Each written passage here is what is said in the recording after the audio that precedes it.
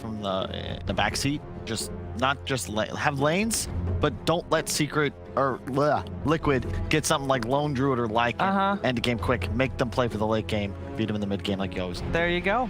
Heard it here. I mean, we don't even need to see the game anymore. It's kind of, you know, or no. We need that game, and for that game, we need a draft, and for the draft, you know it. We need a break. Turn to ban. Secrets turn to ban.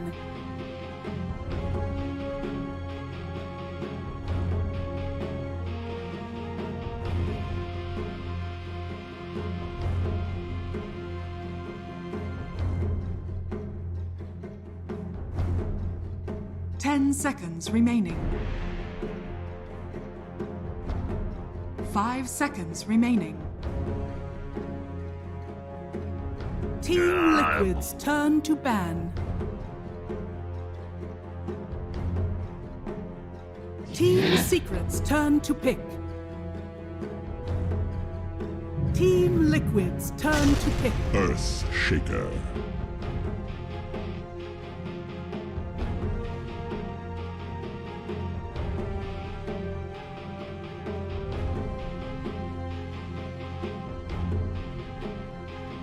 Team Secret's turn to pick.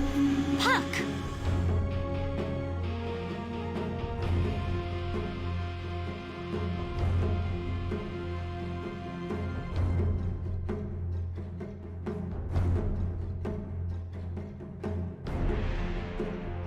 Ten seconds remaining. 5 seconds remaining.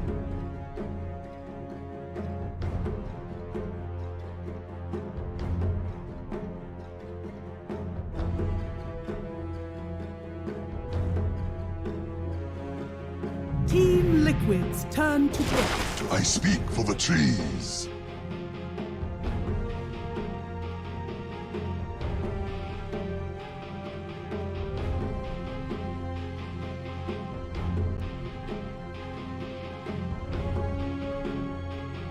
Ten seconds remaining. 5 seconds remaining. Team Secret's turn to ban. Mars!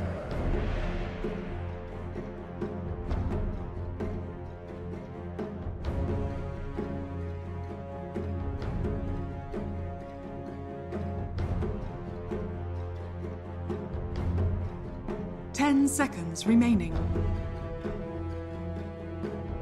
Team Liquid's turn to ban.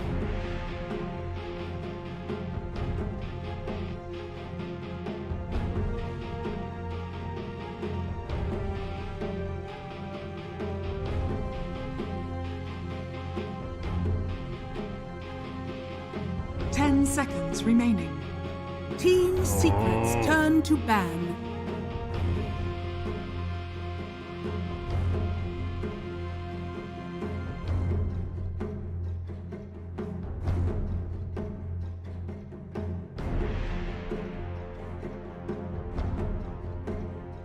Ten seconds remaining.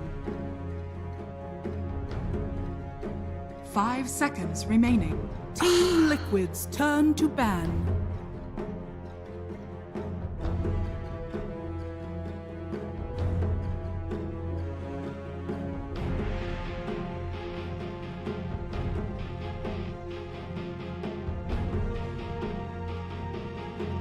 Ten seconds remaining. 5 seconds remaining.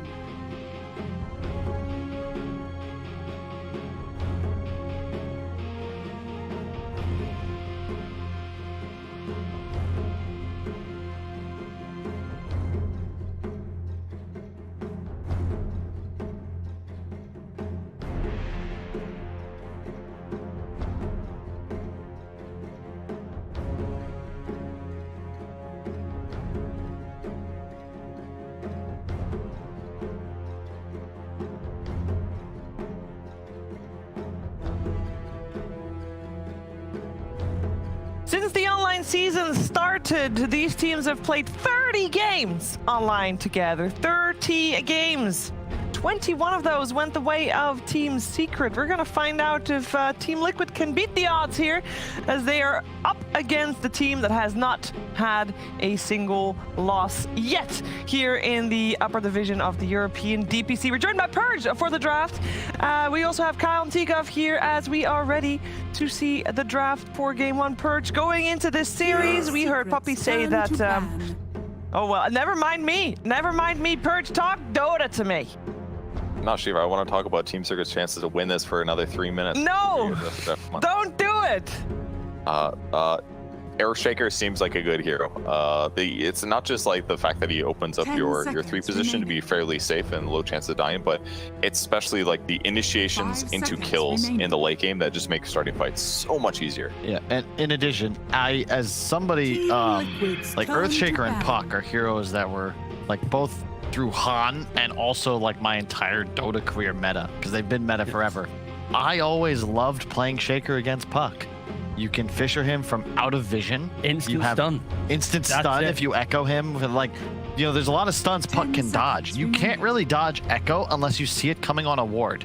All right, so 2 things from this one so far. Look at the bans of Team Secret. The amount of respect towards the supports of Liquid and how they enable most of the strategies that Liquid likes to present, unlike other team where they build around the cores. Second of that, this Furion pick after the Puck, to me, Liquid is a team that can flex this Puck into multiple lanes, unlike other teams where it often just goes to mid. So this is Secret's way of saying, if you want to put this Puck in the off lane, we will shut it down with this position 5 Furion, and it kind of forces Liquid to kind of unflex their hero, in my opinion, unless they want to put it in a hard matchup. Maybe, of course, there's a Mars as well. Yeah. But that's a good point, though. Like, I don't think we've ever seen 5 support bans. Yep. Like, in any region that we've covered thus far. And Puppy and Heen just like, yeah, nah. Get out of here, boy. Taiga, like, we've been watching Taiga stream. He's heading for rank 1. I think he's number 3 right now. There's a lot of Tusk, a lot of Earth Spirit. A lot of respect. Not going to play it today. And no real replacements. That'll likely be an Insania Grimstroke. And after that, fine. Goes. Tree solutions. Yeah, it's kind of interesting to like do all the support removal, because then it's going to force your opponents to like change really basic mechanisms of drafts that they're probably consistently doing, because it's like a different ban style. So it's like the only way to fully put them maybe out of their draft comfort zone and give them something completely. Team Liquid's turn to I guess as well, another way of looking at it is when you think of like your openings, if you take away like the key kind of concepts of an opening, you force them to, okay, well, they're already banning our supports, maybe we have to think of something new, and then in the moment they might panic. And yeah, it just when you prepare for a series, when the enemy team does the complete opposite, the whole preparation feels like it's kind of undervalued. So potentially that could also be occurring here. Yeah, I love the fact they just commit. Furion's our core.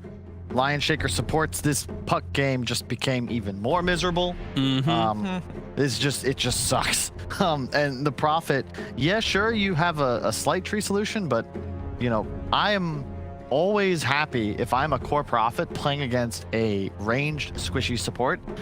Consider also the bans. Their Tusk have to worry about. So what formation could Liquid pick to try and hunt this Prophet? It's also, you know, typically you'd say, oh, well, Clockwork's in the pool. We just saw Clock do really well against Shaker, but you don't want to play it into Prophet because the trees tank the Q, and you don't really do anything to defend towers. Lycan, yeah.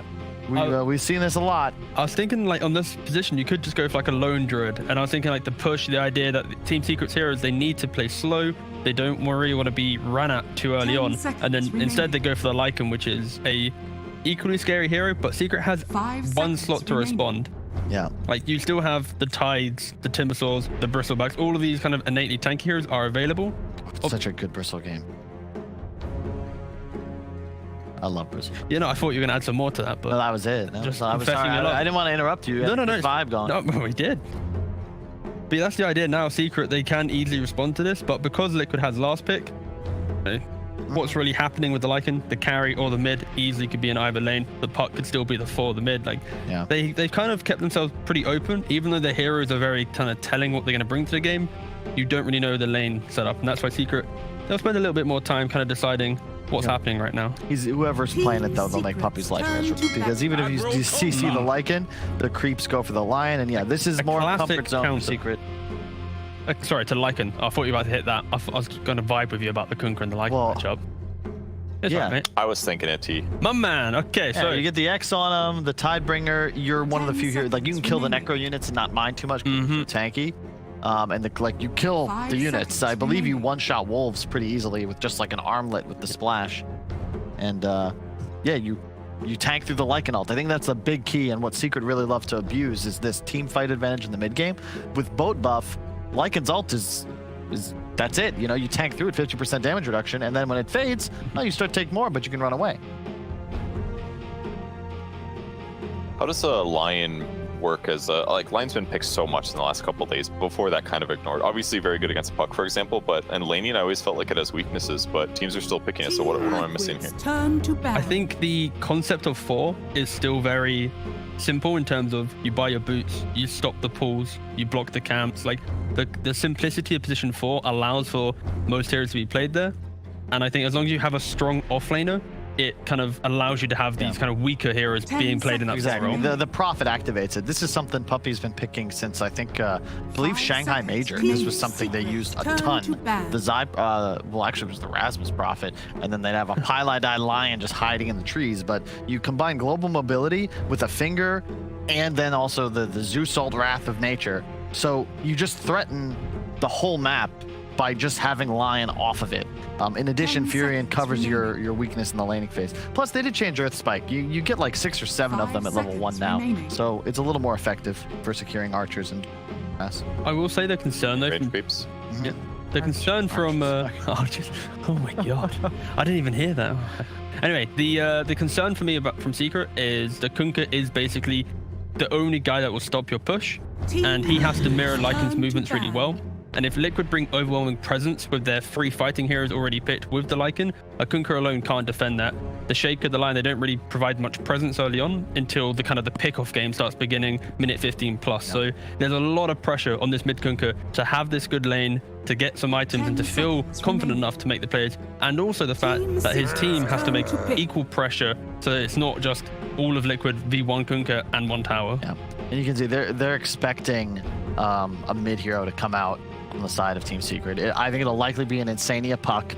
We criticized Viking for not swapping Puck. Once you see the matchup disadvantage of Lion and Shaker in the enemy team, you sort of have to downgrade the Puck to a support, and that also then gives you a last pick that's going to be a more valuable hero. They take the low. I was gonna bring it up at some point, but they take it. So Love it.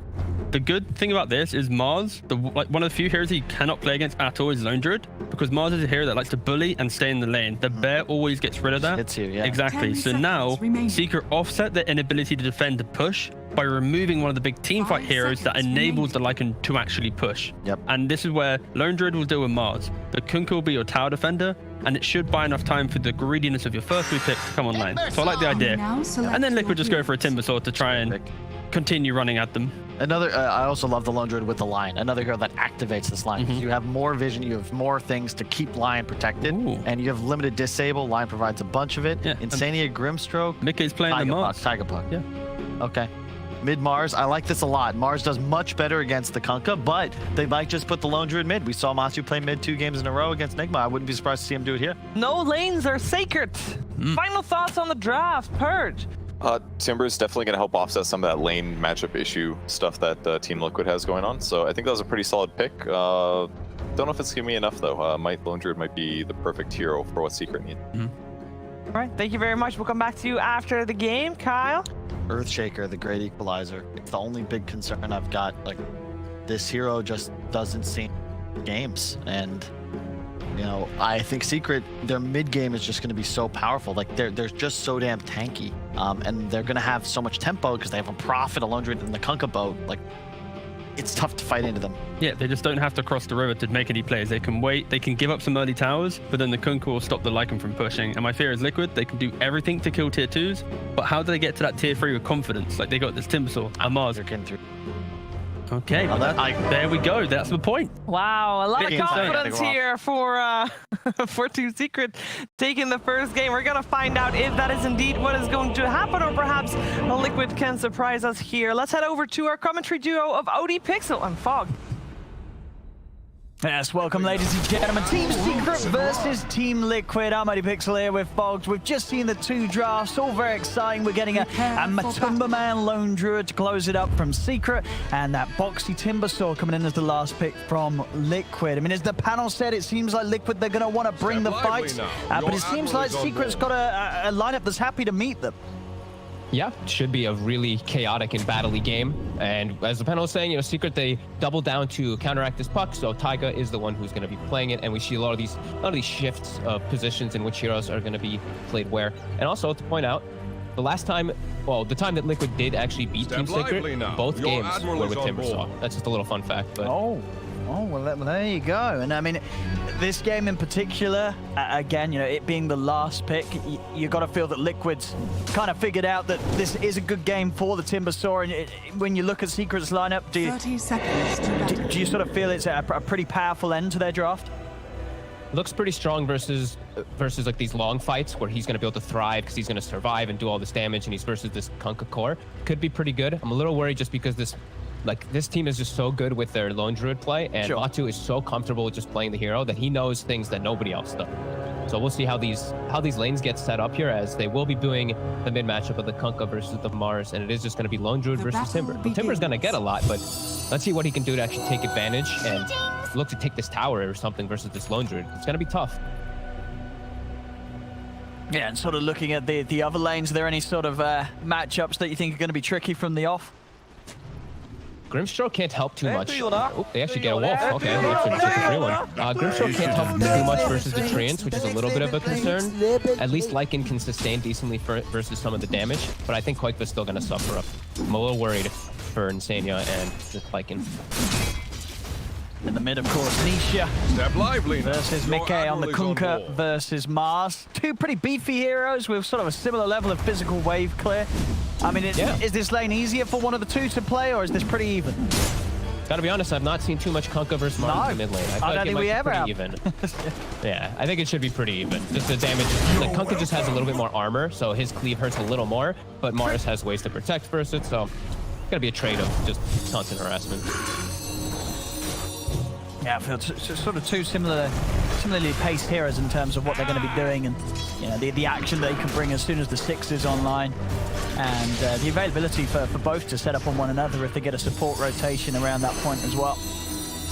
Yeah, the fun thing about mid-Mars that I've seen sometimes is just your ability to just maybe get a tower skewer, and then you just win the lane. Sure. So there's only that. Nisha, very unlikely to actually fall for something like that, but it's happened. You never know. Never know. See around here, Insania. A dance around a little bit with Yapsop. There's 2 of them. Just trying to take what he can in from this pull that Yapsop Insania's been able to make. And so down bottom, as you say, in this lane, you expect Matu to farm pretty okay. You don't care at all about the Timbersaw. Boxy's never really going to be able to get on top of Matu. Is Boxy really a threat from these 2 heroes, or you think him and Tiger can sort of secure this lane to at least be safe for the Timber? Nah, Timber will be fine. Yeah. He can't go down here. As soon as he gets level 3, he's unkillable. Yeah. It's just about getting last hits. The bear, you have 2 ways of getting the damage on those creeps, so you can outlast hit a little bit better in comparison. And we will see Puppy just chasing out Taiga while he's trying to pull the wave. He can just kind of go for the burn. So that says everything about the loop, right? He goes managing. Sure. You know that they're not trying to go into threats early. It's just about winning the CS war. Puppy. Mickey's Puppy's level 2 now. In the first few. Puppy, if he gets the stun. Tiger, he does jump up, so. Where's this creep wave gonna go, though? It's gonna go all the way back down. The way back down. It's just like, hey, hang on, this ain't, we don't want to be here. Mickey has only missed, I believe, 1 last hit so far in the mid lane. He's doing excellent. He actually bought the Orb of Venom, too, so he's actually bullying Nisha, and it's more one-sided than I thought it'd be. Nisha has to axe himself back. No, for sure, yeah, this is a solid start from Mickey. I mean, I really guess, as we've seen, so just having the bulwark, just at one point, it really does limit how much damage can be done from Nisha, kind of hit with the splash damage, the Tidebringer. No, absolutely. And, Mars is a newer hero than Kunkka, so he's just got better animation and everything. I mean, it's certainly looking like that. Mickey's making great work with it. It all adds up. 23 to 4 against the 15 for 1. The bottom, we see this gigantic creep wave now meeting. It's going to be a triple creep wave. We see Puppy's trying to pull it back so that Boxy doesn't get all of this. He will be able to pull at least the side pull, but it's a lot of experience for this Timber and Puck to get right. How are we seeing exactly? 3.5, Matu 3.5. So yeah, managing to keep it even with that Matu. Yeah. Despite Matu having the better chance to get a few denies in. But saying that, it's very even. 5, 6, 17, 4. Matu actually skills the Savage Roar. I didn't actually see what he used it for, but he skilled it instead of level 2 Bear. Maybe to just mess with some of the CS. Yeah, it looks like getting a deny or such. Mid lane, we're gonna have the movement coming in from Yapsor. Fisher laid down onto Mickey, is looking kind of trapped. He's got the Fairy Fire, but Nisha's able to get the angle with the Tidebringer, and they're able to bring him down. I mean, as we saw, you know, Mickey doing a great job in that 1v1. Nisha needed that rotation, and of course, what better hero to do it? Yapsor with a Fisher is always going to be very potent for setting up action in that middle lane. And you have one of the best self-sufficient offlaners in the game. So Nature's Prophet, no worry versus a Grimstroke, and a Lycan as Insania. He might be in some trouble. Yapsor if he holds off from using. I'll see Mickey. Back in the lane, and he's going to have sort of a huge amount of spam ability now with having both the Soul Ring and the bottle. So mana for days here for Mickey. So we should see him being able to quickly clean up the lane and look towards some of the neutral camps as well. How's Nisha doing? He's got his 2 braces in his blade, so that level 3 Tidebringer. He's also going to be clearing through camps pretty quickly. Still very similar. Mickey has actually exact same net worth after he does return with Nisha. Kindred bounty. I mean, we've sort of seen from Secret, obviously Yapsor move over to mid to help get a kill. I mean, do you expect Liquid to try and do something around the mid into Kunkka, or is it a little too hard now Nisha's hit the 6? They might have to bring the 3. They might have to bring the Grim and the Puck just so they have all that lockdown for this Kunkka. I think in mid they can set up easier on the top. Secret is top. Zai might get gone on, but not just quick TP. Yeah, so the next big move is really when Zai hits level 6. Yeah, bottom. Bottom, Puppy. He's looking for Puppy. The AWP won't make the connection. Boxy will find the kill anyway. And with the Whirling Death, and now Secret, they've got Matu trying to chase down Tiger, but he's into the trees. Meanwhile, back up top, Yapsor, he's able to set up as Zai TP's back to the lane, and they get the kill on Insania. Step lively now. All these kills on the Nature's Prophet is always scary because that means his level 6 is going to come a little bit faster, and that's when Mickey has to be careful. Earthshaker rotation with the Kunkka, with the Wrath of Nature, easy kills. Same thing for bottom. They could get caught off guard by it. 5.5 right now. Boxy doesn't have to worry, but the Puck might have to worry in case that Wrath does come through. Yeah, Matu just consistently trying to keep Tiger relatively low. So Tiger's got to be very careful about how he sticks around here. They're even just he is hitting Boxy quite a bit too. Boxy's still very healthy, but if there's a rotation, like if the Kunkka comes bottom with the Wrath when Zai is 6, that can also pose a threat onto Boxy. Oh, for sure. Which option Secret wants to go for? Because it's about to happen. Zai is about to hit it. So. And yeah, immediately as soon as that 6 has been hit on the Prophet, you are having your mid make the move down to bottom. So it's all sort of falling into place. How Secret wants to utilize this power spike. Real quick, the way this is happening, Boxy, he's not going to be ready for it. No. As soon as it's available to be made, Secret, they make that move. Straight down they go, dragging back into the boat combo, and they're going to have the burst to do it. I don't know if did the Wrath even bounce? I don't think the Wrath was even, it was casted, it was coming through, but I don't think it hit, and it didn't matter. They just had that much damage anyway between the 4 of them. They did have quite a few down there. Of course they did. I thought they would need it, but some just have a little bit more damage than I expected, and now Tiger. X is there. See ya. And look at Puppy's skill build. It's just about keeping Timbersaw at 0 mana in the lane. The 1-1-2 thing. Really cool. Now they're going to just give Yapsor a little bit of this lane while Nisha gets just jungle farm, and they're maximizing at best. Well, but he's still him and Mickey are still in a very good spot in this game. The book 2 is almost online. So this move by Secret was really nice. But let's see how Liquid punches back, because they have their ult on Mickey. Not wanting to commit onto Nisha though. He's taunting him because he's so fast. He knows that they can't go on. He's on board. He's got 1400 HP and 10 seconds away from having a boat to effectively double that momentarily with the damage reduction. So it looks like both teams are kind of doing a bit of the same thing. We're seeing supports taking the lanes while 2 heroes jungle on the side of Secret, on the side of Liquid. Quakeba's jungling. Insania takes the lane. And they're actually just going to bring Matu up immediately when they do see this. So they're trying to punish the fact Liquid is maximizing. They're going to start running at this tower. He gets a root, it's his, is that? He's in a lot of trouble, especially with Zai coming in. There's the root, straight into the sprout. And Sania can't cut his way out. My life. On the other side, they try to punish the fact that Puppey was under the tower. He actually gets the TP out. So both teams doing these mirror movements, which is ideal. Secret coming out just a little bit quicker with it. They're just going to use the Wrath to push out the wave. Boxy's going to head top to try to stall this push that's coming out and get a nice amount of gold too. 3 range creeps.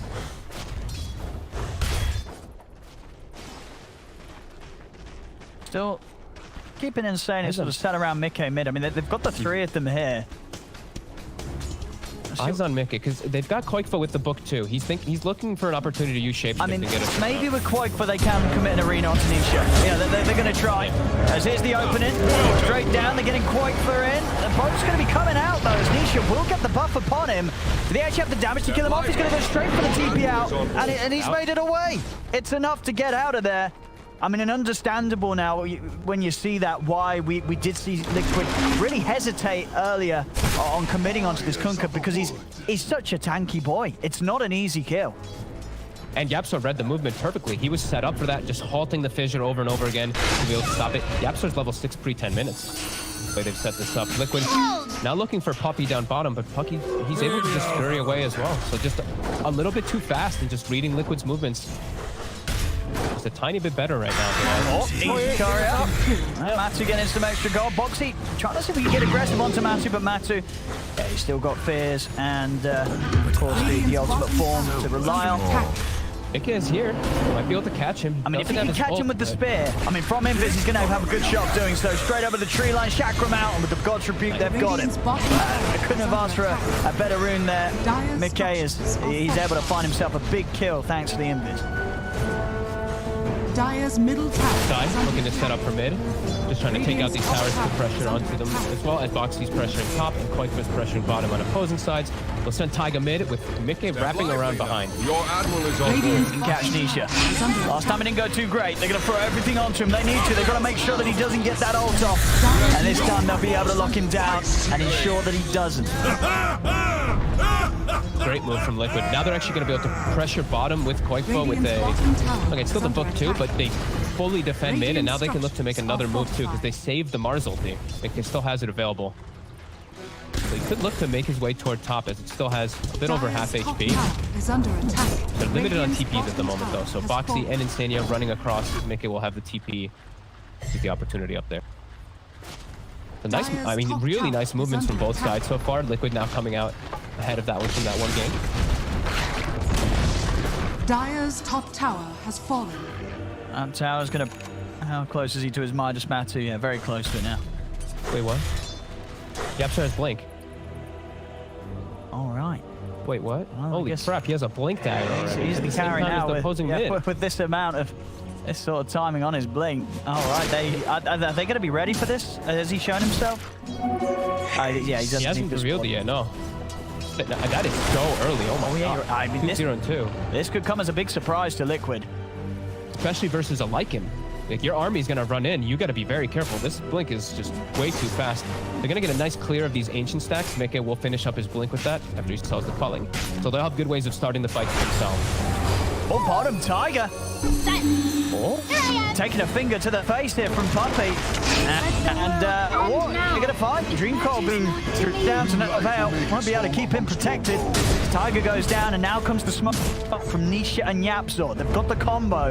At the same time, the Liquid are also going to try and hit with their own smoke. Maybe catch Secret off guard whilst they have one hero down, whilst Tiger's out of the game. Maybe they Secret might not expect this, and they do have the blink on Mickey as well. Insania is going to start getting some intel here. Mickey's going to jump in, look to commit straight on Nisha, but he's in with the Echo Slam. He's in with the counterplay trying to burst it, but he hasn't got quite enough with the Wombo to bring them down, as Liquid will stay alive, turn and kill off Nisha, and they're going to be able to find Yapzor as well, as Liquid's move there prepped them perfectly for that play there from just the two of them. Secret with the quick timing that they did have on that Yapzor Shaker blink.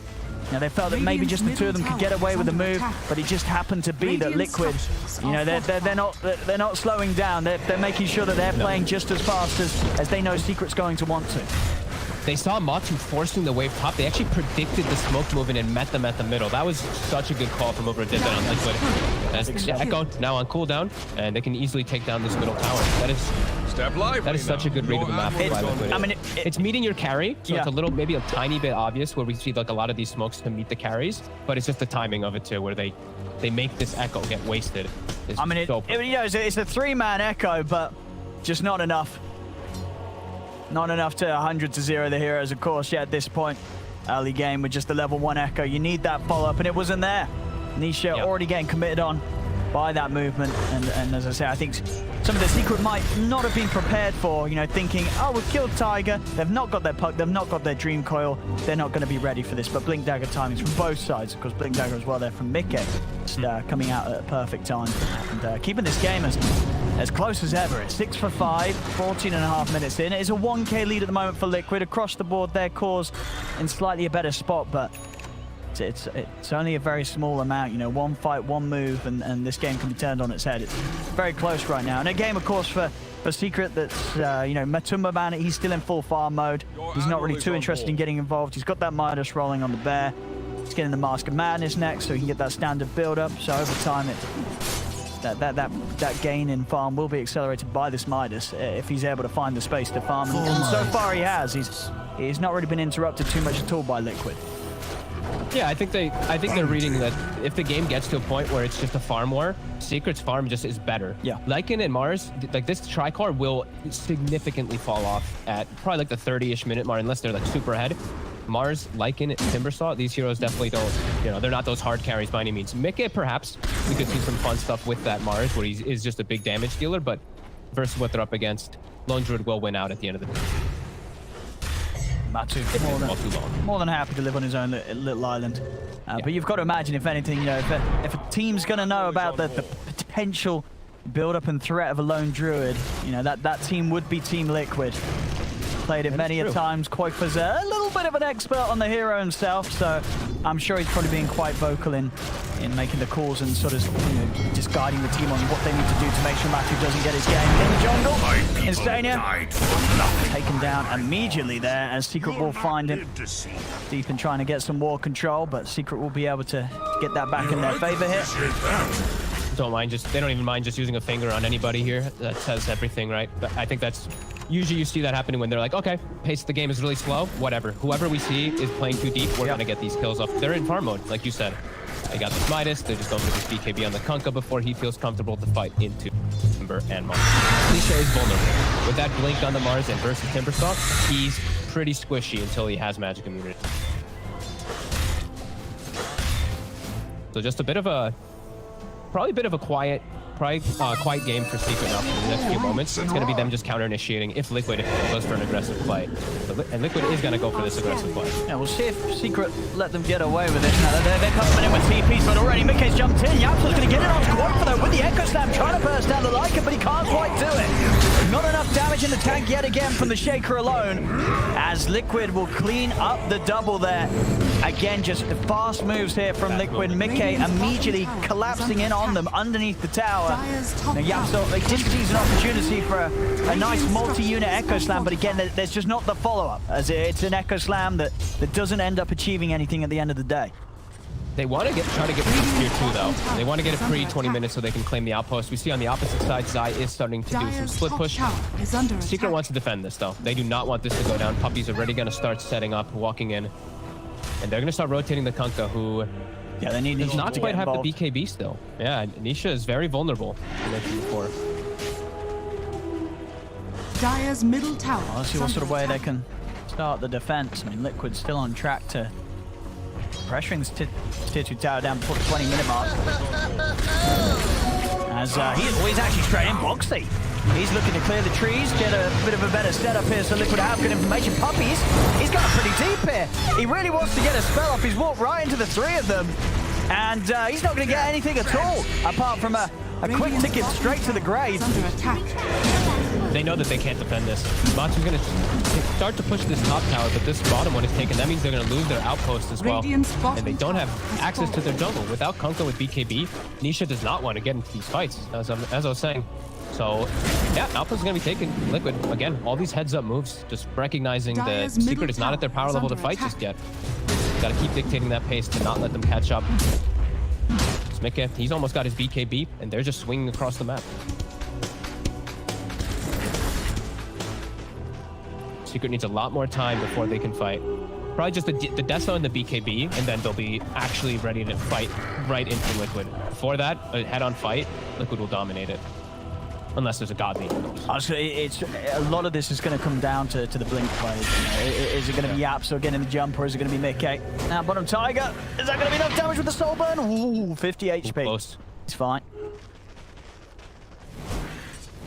Other important thing to just keep tabs on is I'm watching Quakefoot with his Wolf Micro. I think this is the second time now.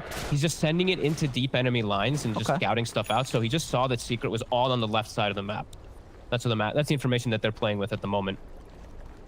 I mean, in these sort of games, that's incredibly valuable information. Is under attack. Yep.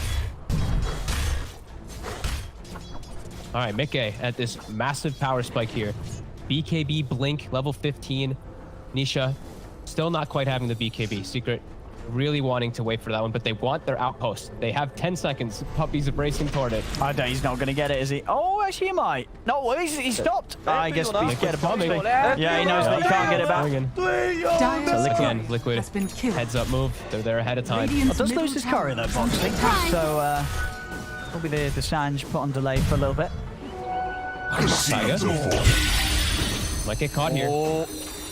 He's underneath the ward. Zai able to find the setup there. But the Orchid and Tiger indeed no chance of getting away from this.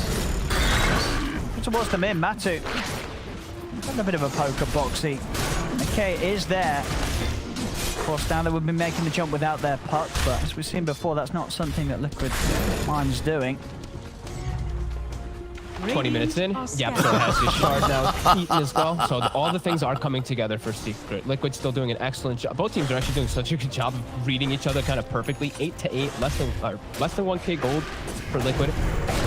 Secret's soon going to actually start taking the fights head on, though. You can see them kind of avoiding, playing around it a lot here. These item timings will start to kick off. And that's Liquid, the thing, again, like as close as it is, you would imagine that Liquid's definitely feeling a little more antsy, a little more. We've got to get stuff done. We can't keep it like this if we want to take this game. Maybe just a tiny little bit. Yeah, I think they're doing everything they need to do, just like actually perfectly right now. Just the next big thing is really get a fight and secure Roche. Yeah. But Secret's ready to fight around there. With this BKB on the Kunkka, they are totally ready. So initiation going to be everything if they can get him pre-BKB. They're actually just going to set up in it, though. All right, I mean, they're with the AC. Yep. They're taking it pretty reliably. I mean, Secret, they've got no vision around this area as well. Liquid were able to take that completely away before heading into the pit. And yeah, Secret's not going to be able to do anything about this at all. So Liquid now to continue to look to hunt and make these aggressive moves. But with the knowledge that Mikke, he's basically invincible. With this BKB and Aegis, it's going to be quite the tall order for Secret to take him down twice after he makes the jump in. Yeah, no, I was saying Secret's ready to fight, but now that I see all that too, they are definitely having some damage issues in their draft. With all these things coming together, they'll be able to kill off most of these supports, but yeah, these two main tanky frontliners, the Timber and the Mars, are going to be very problematic. Quakefoot can still die because he doesn't have any magic immunity, and if he's in the midst of all of his summons, but those other two are going to be really problematic for this. I mean, as you said, Liquid as a squad, and in many of their games, other than even just those against Secret, when they pick this 5th pick Timber, they do it with very good reason. They know when Boxy's going to be set up to again with borderline unkillable. Zai tries for a setup onto Instania, but Instania's got backup. Zai's going for the TP out. Tiger puts an immediate stop to it. The Dream Coil. And look at the line instantly. Liquid has a play happen bottom. Look at this line that's been drawn. Boxy draws a line for them to run all the way top and meet him at this top tier 1 tower with the rest of the 3. And they're going to do it. They're going to smoke and swing over. These are just such quick moves again by Liquid, reading the movements of Secret. Boxy actually just standing on top of Matu right now. I mean, he can go where he wants, Boxy, right now. Look at the lines on the map. Like, Liquid, I mean, you said that they wanted to be pretty persistent about pushing the issue forward. If those lines don't stand, I don't know what Your does. Admiral is on board. It was showing that was a mixture of Boxy and Benny, wasn't it? It's like all of them. I was three players. Maybe a little, yeah, they've got quite for bringing around that top lane. I mean, as soon as they sort of show themselves up, their Secret's out of it. Yeah, they don't want to have anything to do with this quite yet. He's gonna look for the jump in mid. He's able to open things up with a spear. In the inch swell's done, but Nisha's off to the side. Fisher pushing Mickey away for now. Now turn with the X mark opening onto Mickey. They've got to get through that Aegis and BKB though if they really want to try and bring him down. Boxy also heading in onto the front, and again, sort of as soon as they see the turn, they've got to be careful. Matu, he'll get the ult off, but he's trapped in the arena. See if they've got the damage to take him out here as the follows there from Tiger. BKB committed from Mickey as the Phantom's embraces in onto the lone Druid. As Matu, he cannot escape this, tries to get the fear off, but with the BKB still there from Mickey, Liquid don't care at all. That lone tree they're bringing off. Yapsel tries to come in with the counterplay, the Echo Slam, but again, he hasn't got quite enough to get the kills. The finger comes out, but he's got the Aegis. He's ready for round 2, Mickey. As Puppy will fall, they've lost 4. They're going to lose the 5 here as Nisha goes down with the ship. As it's just Liquid here, playing it perfectly. Secret. It really does feel like they sort of hope that they could kind of get around with waiting and avoiding Liquid for now, as they just cannot deal with them. And we really did see there how Secret, at this moment in time, they just can't fight this. No, they're just too tanky on the front line. Even with the boat coming in afterwards, they're not tanky themselves enough when it's Matu just gets jumped on immediately. Yapso waited. He was so patient for this Echo Slam too, and it still wasn't enough. Puppy actually overlapped his finger, and he actually fingered the Aegis. He may have been able to get the kill on the Lycan, but some slight misplays, and Liquid just comes out massively on top of him. It's a huge jump from them. For sure. Their reads are just on point. I mean, I feel like we don't see many games where, you know, Yap's on his shaker and he's hitting like multiple 3-man echoes, but it just hasn't mattered. Neither of the times he's been able to get him with this huge opportunity has sort of the rest of the team been able to finish off the action. As we see it again, I mean, it starts perfectly, taking away Matu, pretty much the hero with the majority of the farm right now on Secret, and then just picking them apart one by one. That spear into the last tree standing, setting up onto Zai. Jab comes in, but it just isn't enough. He was very close to level 2 Echo actually as well. He was about to hit level 12 as. Oh, that would have made a huge difference. That would have taken 2 of them out straight away from that Echo for sure. Because he hit so many things there. And that's just Liquid's pace. Just keeping Secret off the mark. And now he's gonna try and turn onto Mickey with the ghost shift. But again, sort of after the initial combo's been expended by Nisha, Matu's not enough. As soon as he's back in the game, they're on top of him. Matu, he's got to get out of here. We'll get the ult off. And he does have backup, Nisha and Yapsor standing beside him, so it'll be all right. Really got to protect him there. He'd just come in and there's someone still on cooldown for a little bit as well. 10k gold lead, new neutral items available in about 5 seconds, and you can feel Secret there. They kind of have to just start to split push and hope to get to these next bigger items, because right now it's just they can't match what Liquid has. They can't kill him. E and Deso, they're just dealing so much damage, and they're so tanky on their front line as well. Supports, I was talking about Puck, Grimshock, they might die, but these three beefy guys are a problem. I mean, here we especially go. Now that Koikfa has BKB. Secret's on the way out, but they've got to find someone alone. And as you say, with these BKBs, even if they do find one of these cores, they're very likely to be able to BKB unless Yapso can lead in with the Fisher, and they can perfectly chain stun them down. And look at Mickey. He's actually pinging. He's reading the move again from Secret. He's heading his way up here. He was pinging exactly where Secret actually is in the tree line. Mickey's in. He's found Matu. I mean, Matu's my God. Absolutely destroyed there by Mickey. I mean, that's the carry. Immediately taken out. And now to the trees. Tiger, he's got the setup onto Yapso. Yapso is going to drop the slam, try and turn and take out Tycho. We'll give Yapso the chance to blink to the side, but Foxy, he's got the angle with his Chakram. Nisha, the BKB wears out just before the TP's completed, as they're able to stop him from getting back to safety. Poppy gets caught out by the X4 stun from Insania, as again, Liquid just slaughtering Secret. They are. Everyone's just playing like a monster. Taiga just phase shifted because Puppy blinked into Finger him. He literally just phase shifts out a quarter of a second. The Finger stops casting. They reset it. This is just amazing plays and amazing read by Liquid, and Secret just doesn't know how to handle it. They really don't. Too fast. And it honestly looked... It looked like he was map hacking or something. Like, the way that Mickey just read the map perfectly. Liquid just actually on fire. Yeah, this is... You know, they're making Secret look the most lost we've seen in quite some time. As Secret just... seemingly not with a move to make it. As they're down 9 to 20, down 14k gold.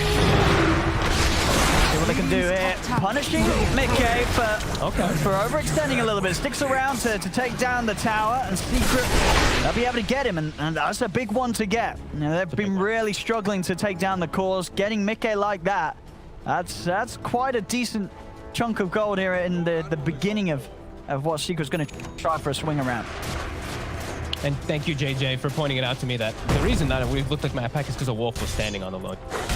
That's why they're having such good reads. I was talking about it before, but these wolves are actually just really being a pretty big thorn in Secret's side. I think sort of thinking about Quake's past games as well, I think he's the best Lycan player at doing this right. I like, sure, you see a lot of cute wolf play, but I think he really pushes it to the next level with just how attentive at all stages of the game he is at sending those wolves out and getting them on the old scouting missions. Yeah, and he's also just split pushing waves, because your howl is global where your wolves are. You send a wolf, one wolf to one lane, one wolf to another, you howl. I've seen him do it now, I think once or twice. And he's using just pushing out lanes with the wolves when he just howls and sends them. Yeah, just again, Liquid really masterminding, really masterclassing this game. And Secret, they're really on the back foot. They're gonna need some really hopeful big team fight for themselves as the high ground push comes. Liquid still has to break the high ground though. And as we know, Liquid, that can sometimes be its own game of its own. You're very right there, Tiger. Finds himself a little free one.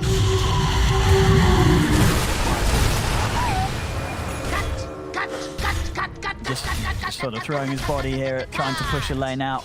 Stop Liquid from getting the game in a position where they are ready to try and push for high ground. It's just Liquid's getting so much on everyone though. Look at the farm even on the two supports. Taiga, Blink, Ags, Insania, 4-step Aetherlens on his way to a Hex. They're getting prepared for the later stages of the game, even though you know the Lone Druid and these other heroes might be a little bit better toward the later stages. These items are going to change that completely. Mickey is just a beast too. The way he's just built for the full right click, he's built as a transitioning carry. Exact right approach. Mars is a hero, does insane damage. Yep. It's an AoE 800 physical damage burst on a very, very small cooldown, just 6 seconds. And of course, getting some beautiful neutrals here. That Paladins, meaning that each of those God's Rebuke is considerably healing him back up. Once he has that Abyss, it'll just be something else to throw into the combos enabled by Insania's Soulbind. Grid now with their AC finished up on Matu. They have a way to counteract that minus armor that is coming out a bit here. They're looking for their own action, their own way to start the fight. Puppy and Yapsu with their double blinks. Liquid. They can find the supports. The supports, we said, they're squishy, and that can really break a bit of Liquid's team fight. It's hard to find them. You see sort of the positioning. Liquid supports, they're keeping the cores between themselves and where they expect Secret to be. Foxy's leading in. Just in time. Puppy. So able to make it away. They're making that lead go down slightly, slowly but surely. They are. All this split push. I mean, that death from Mickey on the high ground was quite a bit of a bump. It was in the progress, but Liquid will be able to rectify that here with this Roshan. As again, looks like Secret are going to have the chance to get over and contest Aegis and Cheese into the hands of Liquid. And once again, they're very much suited to being able to attempt to break that high ground. Mickey also very close to having his Abyssal completed now. Insane, yeah. You see Insane drawing lines to the lane that is pushed in heavily. Secret are preparing for if someone does go down there, though. They're already on their way. And I'm seeing Matu queuing up an ag on him, so I'm thinking this game might get down to some Rat Central. Not wanting to take the fight. They have a lot of different ways to do split push. They do indeed. They really, really do. I mean, your lone druid with the Ags Bear, as you say, the Prophet, even, of course, Nisha later on if he wants to do some stuff with bots and X marks. There's a lot of way that Secret can keep this game going and certainly make it a real challenge for Liquid to close it up if Secret's smart with the way that they split push. Liquid's been on point with their reads of the map, though. That's the big scare. So just ward coverage has to be really important here for Secret to be able to watch. I think just keeping tabs of Mikke. He seems to just be the dictator of the game. I feel like if you see where Mikke is, you probably just either avoid there or look to set up like the big fight, because he's going to be the one who's just doing everything. And ooh, and a beautiful rune for Mikke, one of the best ones. Fair. Secret is setting up to actually defend here. They have a smoke. The ward is already set up on the side here from Liquid, though. All right, they're coming out. See where they can catch it. Full blinks. Is that the Shivas, I believe? Yeah, Shiva's coming out on the Kunkka too. All right. Radiant's top tower is under attack. Do you need every bit of armor against Mikke and Quaikfa? They can't send the courier in, though. They want to, but they can't, because I think they're aware that this ward's here, because they've had the vision of them placing it from before. So they'll have to back away, and yeah, they ping it. They see it immediately. He's going to make the jump first. Liquid's in the base. He's sending the bear in. One for will now be revealed. There's going to be the jump there. He's immediately on top of Nisha. Mikke's going to pop the BKB, but Matu's bear doing a fair bit of damage. He tries to punch into Mikke. It's not enough, though. Nisha goes down. They'll go on to one Quaikfa instead. Quaikfa popping the BKB cheese. He's out to the side. He's fine. You've got Zai trying to come in on the back lines, but they've lost Puppey. Now they'll turn over towards Zai with the BKB standing his ground. Bishop from Yapso comes out to two of them. Matu's in. He's got the damage to take down Mikke the once. He's going to be back for round 2. Zai trying to keep himself safe with the Sprout, still trying to run, but Tiger and Mikke are able to jump in with the burst to take down Zai. As Spear catches Matu Yapso. He's in with a slam. He tries to get the follow Bishop, but Tiger's in with a Rainy Wrist Eyes to put a stop to the combo. Still no Puppey. Finds the finger onto Mikke. Jump on from Zai. He's been able to pick up Insania on the back lines. He's over to Boxy. The stun's there from Puppey, allowing time for Matu to try and close the gap. Boxy trying to get away, but Yapso jumps in with the enchant totem. Boxy is into the trees. Matu's hunting. They'll find him. A Secret will manage to push back Liquid and keep their racks alive here. Barely any damage done at all. Secret will be able to defend, cost them a couple of buybacks, but they will keep the base intact. My God, Matu's damage is insane in the back of that fight. I didn't actually show it all there in the fight recap, but him and his bear with the Deso AC Orb of Destruction under tier 4 on Mikke, it was a lot of damage. And they 100-0'd Nisha before he got anything. He got his BKB off, and then he got bashed with the Gods. So he got 0 spells off.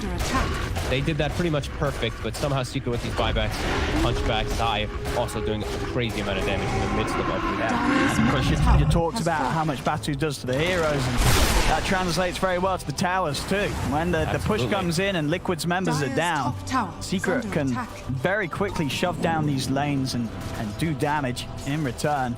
So Liquid, 20 seconds. They've got to be careful. As you said, you know, in the past, this has been where Liquid struggled, and against this sort of lineup, Secret are very much ready to really test Liquid's ability to close up the game. And this type of move too also gets you a lot of space to get wards out. I actually don't see Secret placing any right now, but they get the lanes all the way pushed in, and you see the lines drawn by Liquid. They're like, okay, we have an issue now where we have to get our lanes into a better position before we look to actually take any type of.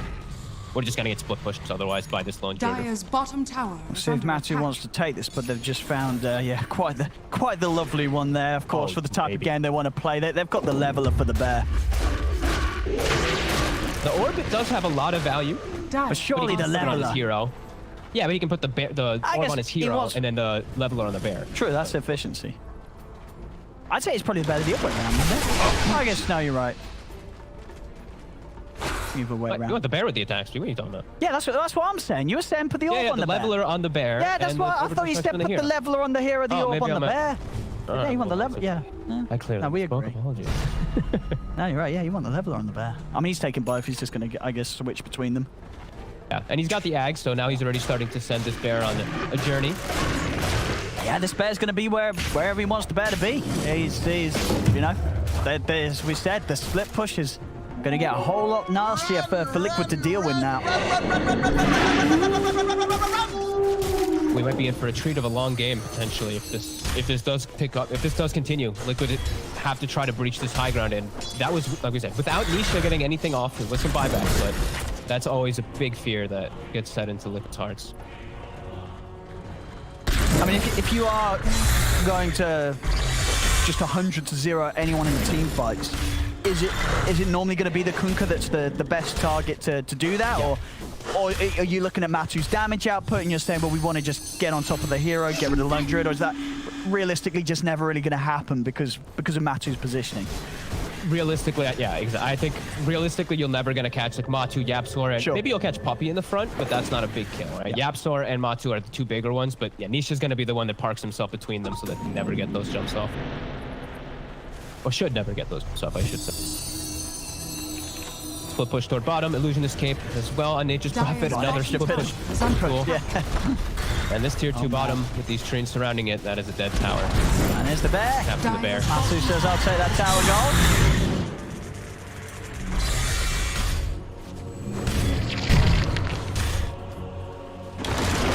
Scouting, it actually spots his eye on the line there. They got him. Straight away with the BKB, he tries to get out, but they've got the Abyssals in play. Wolves MVP. That's a very dead Zai. 100 seconds. I mean, if you're Liquid right now, you've got to use any sort of these opportunities to just go for it, right? They still have this ward, Yapsor. Oh, okay, he'll be able to blink away. They had that ward on him though for a second. Yeah, they should just try to push forward, especially this top lane. There's the two side lanes, but they're gonna get shoved in. Look, Matt, yeah, he's working his way right up until the base of Liquid it. They actually have to get back. Can they kill the bear? But they might just be able to. Ooh, no, good bit, Tiger. Keeping the damage on him, making sure that there's no way for him to get out, but he's so speedy here with the phase boots. They can't chase this, the bear. More than fine. Yeah, he doesn't even have to return it. He just actually brings it back to 0. Doesn't use the Midas. Midas. There we go. It's all good. Everybody calm down. Top. The Wolves. It scouts Yapsor. These Wolves might be the MVP of Liquid. That's like the 3rd or 4th kill I feel like they've gotten because of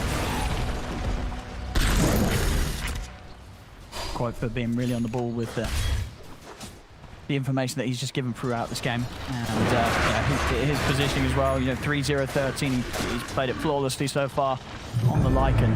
There's gonna be a buyback from Yapsor. Why? If he's afraid that they're gonna just go for the high ground, or he wants to try to stop TPs while Matsu split pushes the bear. I guess. I mean, as it is though, Liquid far away from the base, so they're easily able to TP back, and this time around they might kill the bear. Mickey may have not gotten far enough. Oh, he hasn't. He's left behind. The post comes crashing down. He's going to get taken out. As he's dead, Koifa's got to put the BKB and run. As Mickey dying, he did get the BKB off, but as he was dying, he wasn't able to get it off soon enough. So no protection against that. Yeah, as I say, straight up 2k of magical damage that came in from the duration of that chain stun that the Liquid Secret were able to initiate with onto him.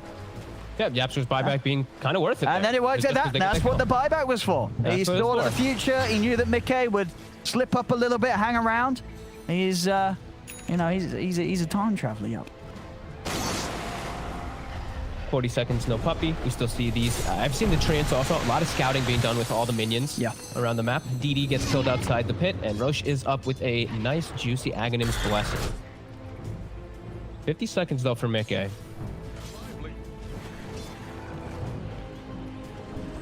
I can't believe how farmed Insania is. I just keep glancing at the two, like how just chilling with his hacks, gold to spare. Taiga getting like the best possible neutral item for Puck too. Ceremonial robes with an Aghanim's. Very nice. Happened quite some time ago, of course, but.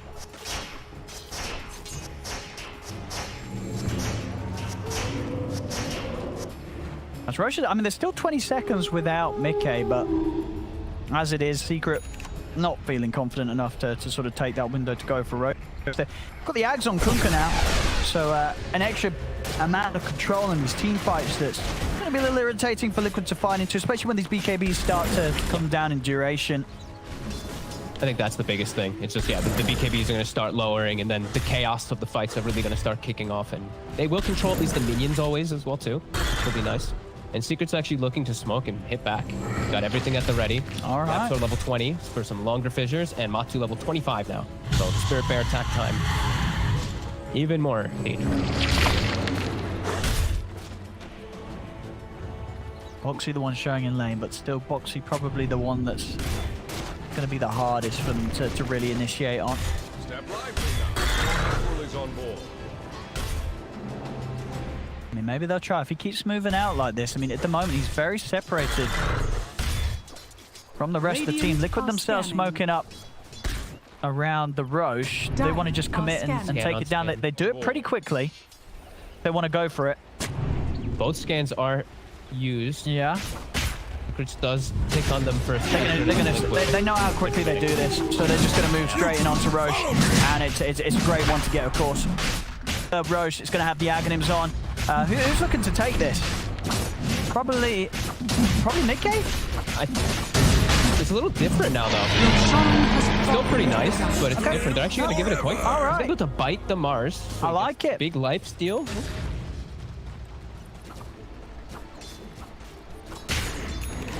I mean, it is great. Of course, it in particular the fact that you do share that lifesteal, right? So if Quake's in these fights, he bites the Mars, Mikkei's getting off these God's Rebukes. Quake's going to have such an insane amount of burst HP given to him as long as Mikkei's able to land his spells in the fights. Yeah, it's going to be another thing to keep track of. You know, and remember, that's also going to be amped up by the Paladin, right? The amount of regeneration he's providing through that lifesteal to Quake. I would guess so, yeah. I haven't seen it all together. Bottom. I'm looking at Matu and Zygo to work. This bear certainly hurts. As he gets the disarm off Yapso, he's just going to jump in and drop the Echo. It's absolutely worth it. Stay away, Boxy over to the side. Nisha and Puppy, they found the combo. The setup onto the two of them. Insania and Mikkei walking up into their death. Mikkei is going to be out of it as he's running away. In that wall form, he's out of there. That's a lot of time spent, though. 65 seconds spent at 81. Secret can get so much out of the map here. And they really can. They will still be pushing. These lanes, even threaten high ground and threaten force buybacks potentially. I mean, there is those multiple buybacks available, and of course, Mikkei still with the Aegis, Quake's still with the cheese. So Liquid can definitely still put together quite a defense. Secret are going to start melting though, and they use their glyph actually looks a bit early. The bear is just going to start getting over there to start beating down the tower. They're trying to kill the bear off. Can they do it? Oh, the bear's running. Oh, it died. Dyer's bottom tower. There goes down. Damage on all three fronts though. Look, all three towers are getting hit right now. How do you deal with it? Mid. Dyer's bottom tower. Fissure. Two-man torrent. Can they get in it? They don't really care at the moment, Secret. They're happy to just ignore heroes and hit the objectives. Bottom racks are exposed. Mid racks are exposed, getting taken out by Matsu. That's the melee rack's gone. Now they're jumping. They'll get the arena up, but an instant hex comes out. Coil out on the two of them. The bow comes crashing down straight onto Mikkei. Mikkei's going to go down the once. Going to be back with a second life here. Poifer jumping out of the spray with the Abyssal. Turns over towards the bear. Matsu getting stunned up in position as Mikkei. Can he find him? He can't. Matsu's able to live. He's out to the side. Foxy tries to chase, but the torrent still catches him. Puts the stop to the timber chain. Nisha's going to go for the BKB TP out. Is he able to make it away without anything catching him? He cannot. The bashes are there. Nisha will get left behind as Liquid will manage to bring Nisha down. But the melee rack's gone in mid, and the ranged rack's gone down bottom, as well as Boxy having to use the buyback here to push Secret back.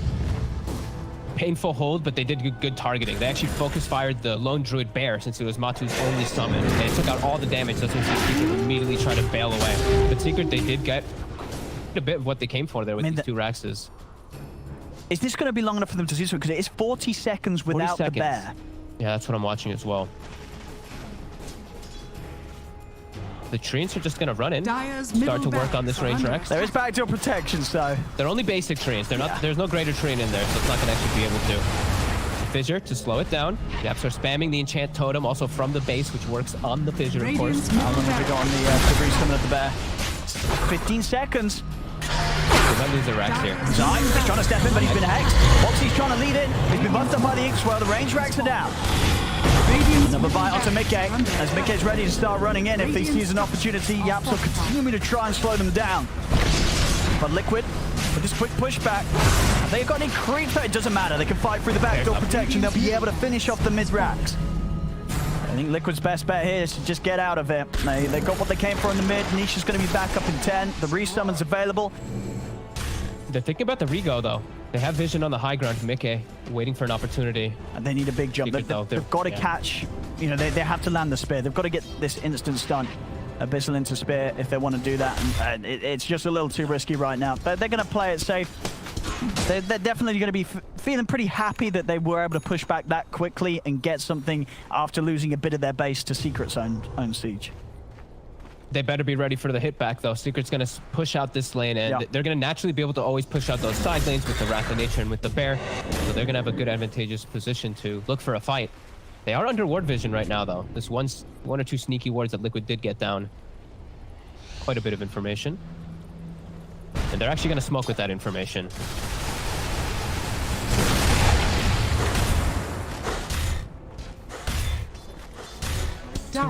They still have full vision. They see Nisha. They have full info of where Yapsor is at the moment, too. Now Wolf is going to go give them even more scouting information. There's a sentry to scout it, though. So they know that they're being seen. But from the side, Tiger is jumping in. He's been able to find the backlines. He's found the Tumberman. In with the Abyssal. Quite the close to the gap. Matthew's down. Yapsor comes in with the Echo Snap, but he isn't enough damage as Yapsor also falls. Double kill for Quaifa. Over towards Nisha they move, but Nisha will put the BKB. He's trying to run, but the bashes are there. He cannot run from Liquid here. As Liquid, they found 3 big kills. Zai immediately trying to push out this bottom lane to take away the pressure that's going to be coming from Liquid down the mid. As there's no buyback on Yapsor and no buyback on the Tumberman against whatever sort of push Liquid can get going now. Insania will die. In the meanwhile, to the Bear that is still alive, even though Matu is dead. That's true. Okay, still got the Bear out. So they'll be able to do a decent amount of split pushing with this. We see Mickey, the Wolves, running down mid now at the moment. I think they're recognizing this buyback is not ready. Yapsor's buyback has just become ready. They have a DD as well, too, so they can likely at least hit a little bit of these powers. Backdoor is kicking in for a second. Got the creeps coming down mid, trying to buy time. Yep. Tiger's coming, too. Refresher fully purchased on this puck now, too. So double coils, double spells. A falling puppy. Tries to get the angle from the 2 of them, only gets to 1. But it might just be enough. Matthew's in with a Bear, and Mickey, he's just dead. He's dead immediately. Quaifa's trying to get out with a BKB. If they got anything to cancel it, they haven't. Quaifa makes it out. But again, another push where Mickey does get initiated on, and Secret, they're able to take him out. They do pop 2 buybacks here, Nisha and Yapsor. So they themselves needing to be a bit careful. Liquid, if it's required, they do have buyback on Mickey available if Secret come running straight at them. What started that fight, by the way? It was Matu's Abyssal from his Bear, right? I know. Puppy got the stun. Okay. I thought I saw the Abyssal because I saw the Bear running around too, which is like, it's so crazy because you're probably like, oh my god, there's no Lone Drone, and then Abyssal just comes out of nowhere from no, yeah. Puppy was able to blink in and set things up with the Earth Spike. So definitely time for reaction. You see here, Mickey taking the time to turn and not the time. Did have the BKB. Arguably, the Bear would still have been able to get him with the Abyssal. So maybe just staying around too long didn't really have a way out. And Matu, while he was dead, he farmed up 3,000 gold, by the way. The power. I mean, what's he going to get next? What's next on the agenda here from the Tumberman this game? He has to replace his Midas, so... Yeah. I mean, just Moonshard, right? I mean, honestly, is the Aghanim Shard that bad? It's 20% movement speed buff for you and a 60 attack speed for a few seconds. I mean, there's got to be a point where it's worth buying. Oh, he goes for hard damage. He's just going MKB. He just wants to deal with... Something actually... Have any miss? I think it was an Elven Tunic earlier, but... I mean, MKB is always nice against heroes like the Timber, right? Having a bit of magical proc on your hits. Yeah, that's fine. I guess there is the Halberd, yes. I mean, either way, this Bear's going to hurt. Bear's going to really, really hurt. It's all going to be up to these jumps and just initiations and who catches backlines, really. And Taiga he's going to be the one to watch, really, with Refresher and the Blink and the Ags on the puck. Standard gets support so far to the back. Yeah. rather rich right now. I mean, they all are. You know, nobody getting completely left out of this game. Even Puppy at the bottom, he's got his share of money here, 2,500 already to start going into his next item. Matu just keeping the bear down bottom, waiting for any opportunity to just run in and kill that melee Rex in no time. And as you said, the jumps and the BKB usages have to be so smart from Liquid, especially with Nisha now having his refresher. So these torrent storms, ghost ship fleets coming in. If you don't have a BKB up, you're not going to be able to do much in these fights. Absolutely. Step lively now. These long duration team fights are gonna get really hard for Liquid, it does feel like. They've got to get in and get out. Yeah. And we see Boxy, he's making sure that he can keep this bottom lane push. They also have the shard on the Lycan, so we do have wolves spawning on waves to be able to push it out as well. We said this could be a long one as we're getting close to those really nice items in the next 6 minutes. Now, is this a game where any of the tier 5s are going to be potentially busted on some of these heroes? Or what do you see as the most, oh my goodness, item that could come out this game? Your admiral is on board. Like, Ex Machina is one of those big ones for me. A lot of when I'm seeing everyone with so especially many with these items, good players who are good at pressing all the keys on the items. It also just it gives you like 20-something armor, and it's a lot of physical damage that's coming out. I think that could be a big one. So I think they all have their own merits. Because even like Searstone, right, for Yapsor, then he never has to even be near the fights. Cast Fissure from Eternity away. Giant Ring, actually. I always forget that I use this stuff, too. Giant Ring on any strength hero, right? Yeah, there's a few of them in this game, yeah. Probably on Mickey would be the nicest. Zai getting his Treants and his Illusionist cape at the ready. Might find a courier. Oh, easy. He will. Goodbye to your wards, sir. And now he knows where Insania is positioned, as those Insania's couriers running bottom. He knows where strokes down bottom. Both teams just continuously scouting this Roche. Are under attack.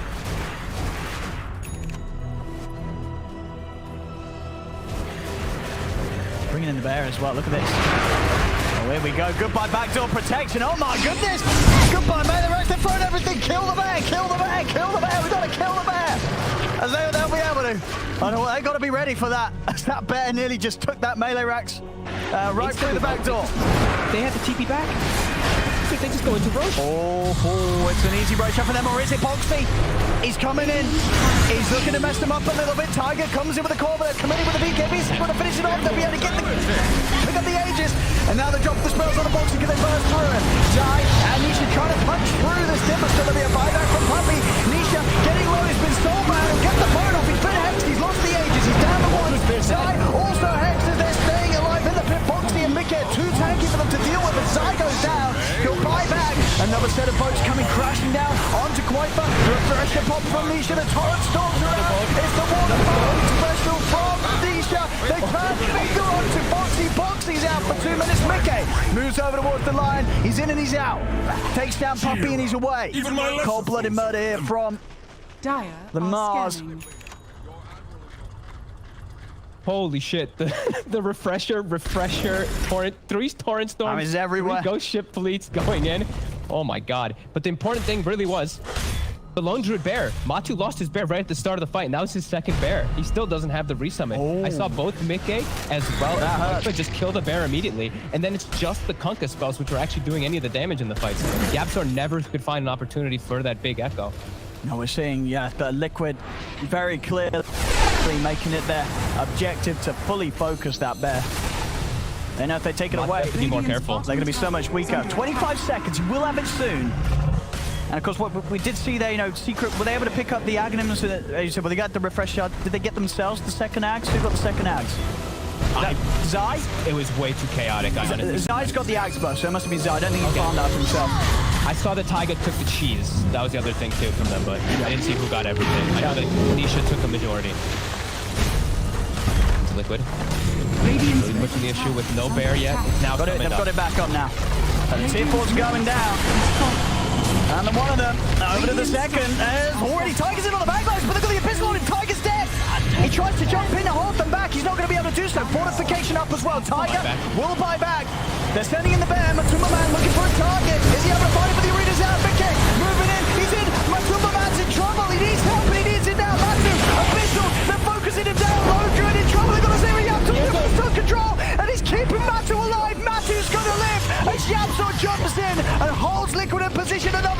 Oh my Down on the two of them with the follow-up shock here, as there'll be multiple buybacks coming out from Liquid, but they're having to run. They're having to get out. Foxy's dead for 2 minutes. Tiger dies back. Dire's top tower is under Are you kidding me? Matu is actually alive.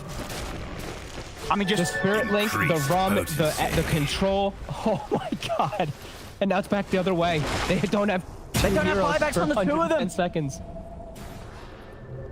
And Secret kills buildings at a way faster pace than Liquid does. This is pretty spooky for Liquid. Mickey, Quakefer, and Insania are going to have to pull off quite the defense to keep this game going. There's so many blink disables as well. Mickey has to actually stay super far back before the fight starts. If he just gets stuck, if he's caught by one stun, he's gonna get chain stunned and killed. Can they really hold 3 versus 5 now? Dire's middle tower is under attack. Quakefa forced to use the buy. Bear's gonna finish off the bottom racks. Actually, swirling a wolf in onto Zai. Losing the tier 4s. Mickey has been stunned. They've got the opening. They'll force him out to the side. They will manage to get him away. The first tier 4's down though. Secret moving on to the second. Still open with the stall by Mickey. Is in with the Hex on the two of them. The double missile as well. Quite for trying to focus down Nisha. Nisha, he's getting back. They got the damage to bring down the Kunkka. They have it. He's still alive. He's out the step on the refreshing Absol. Echo slams down. Liquid around. GG is called. This game 1 goes to Secret. Dire's middle tower has Holy shit. What a, oh my, what a game. What a comeback too. Liquid just, the whole game just having amazing reads and then just a couple fights kicking off. The Bear living with 100, 200 HP because of the RUM and then just full life stealing because of Spirit Link. And Yapsor coming in unbelievably clutch at the end there. Yeah, the Shaker play is absolutely real at the end. I mean, they just, especially that.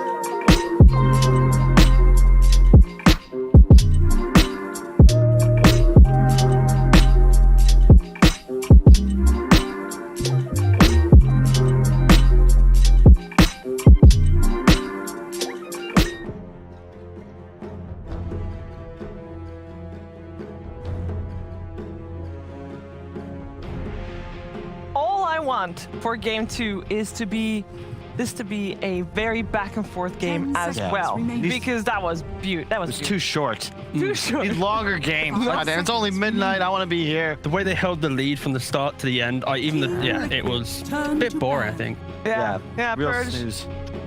What do you want to see this game? Bit more action, I guess. Really long game. It's only 5 p.m. here, so I could with like a few more like 80-minute games, something like that. That'd be really fun for me. Yes, I mean this was a great start to the series. I just hope game 2 lives up to the expectations that game sets. I legit just do want to see a game 3 though, like screw sleep, because this is some of the best Dota that I think we've seen in our coverage over the last 3-4 weeks. And it's a big, Liquid's got to win. Like, they really, really could use this win. 10 seconds remaining. But it's just really solid Dota. I don't think either team was making huge errors. It was fun. It's just good Dota. It was fun to watch Secret have to bring something new. Earn it. Yeah, exactly. They just dumpstered everybody, and they're 6-0 thus far. Well, except the one loss against.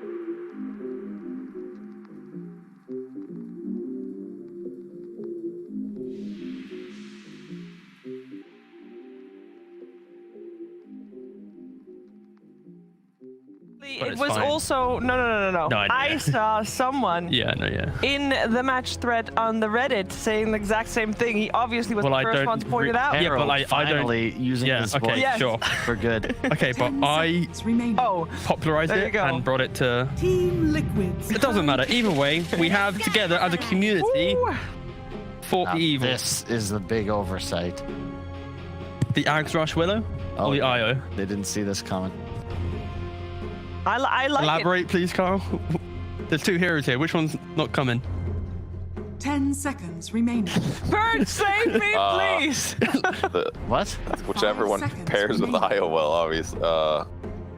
Anyways, Dark Willow's good at terrorizing multiple heroes, and there's going to be 2 heroes always close to each other, so...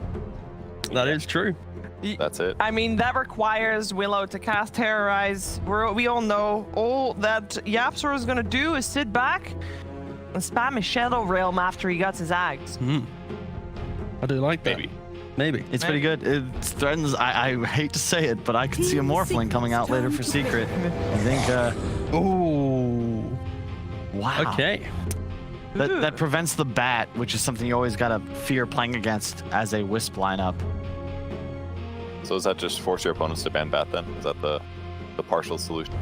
I mean, it's also like the map pressure, right? You just sit it in the mid lane for like the first 15 minutes of the game, and you know, or more like from like minute 10 to like minute 15, and it just creates a lot of pressure too.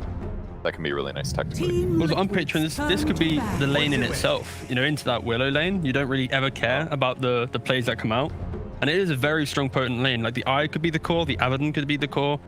Like Liquid has shown a lot of flexibility, and also they like to kind of relegate the farm priority, even if it's mid. So I wouldn't be surprised if this was like a safe lane combo, for example, unless it kind of becomes a Morphling game, for example. Dude, I will say, Abaddon is something I'm surprised we haven't seen more of, especially with the prominence of Bat. We've discussed it a bit, but it's multi-role, it's multi-lane, and it's something that we haven't really seen since OG was winning TI.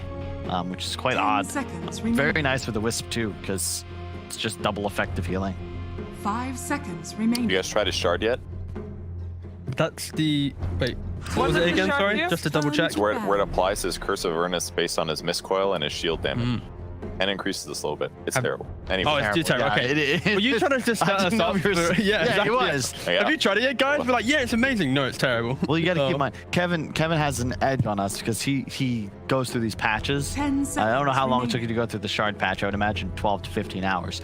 And he's like, huh, is this 5 good? And he tests it. And he's like, remaining. that's garbage. And then saves that information to use on us months later. All that information is readily available on his YouTube channel, most likely.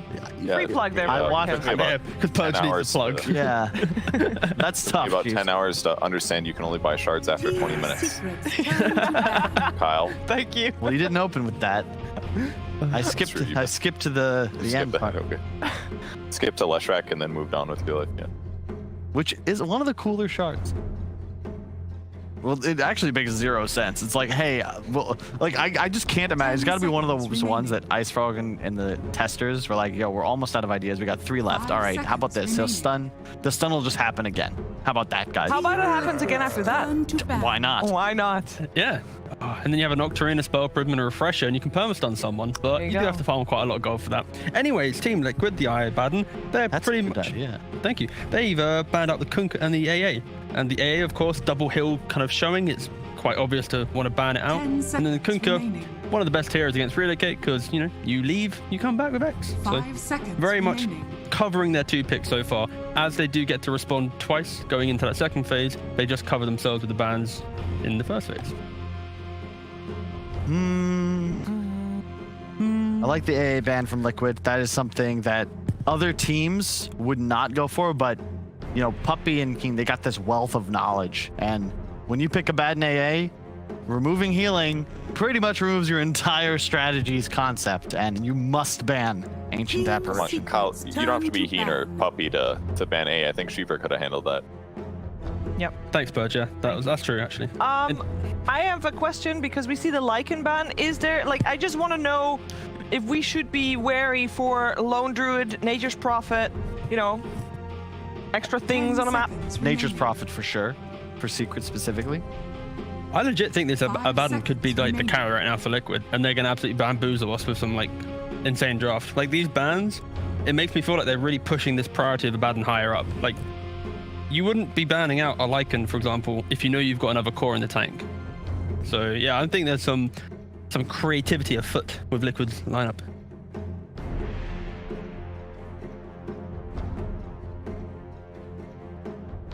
Team Secret taking quite some time to go for their last ban here.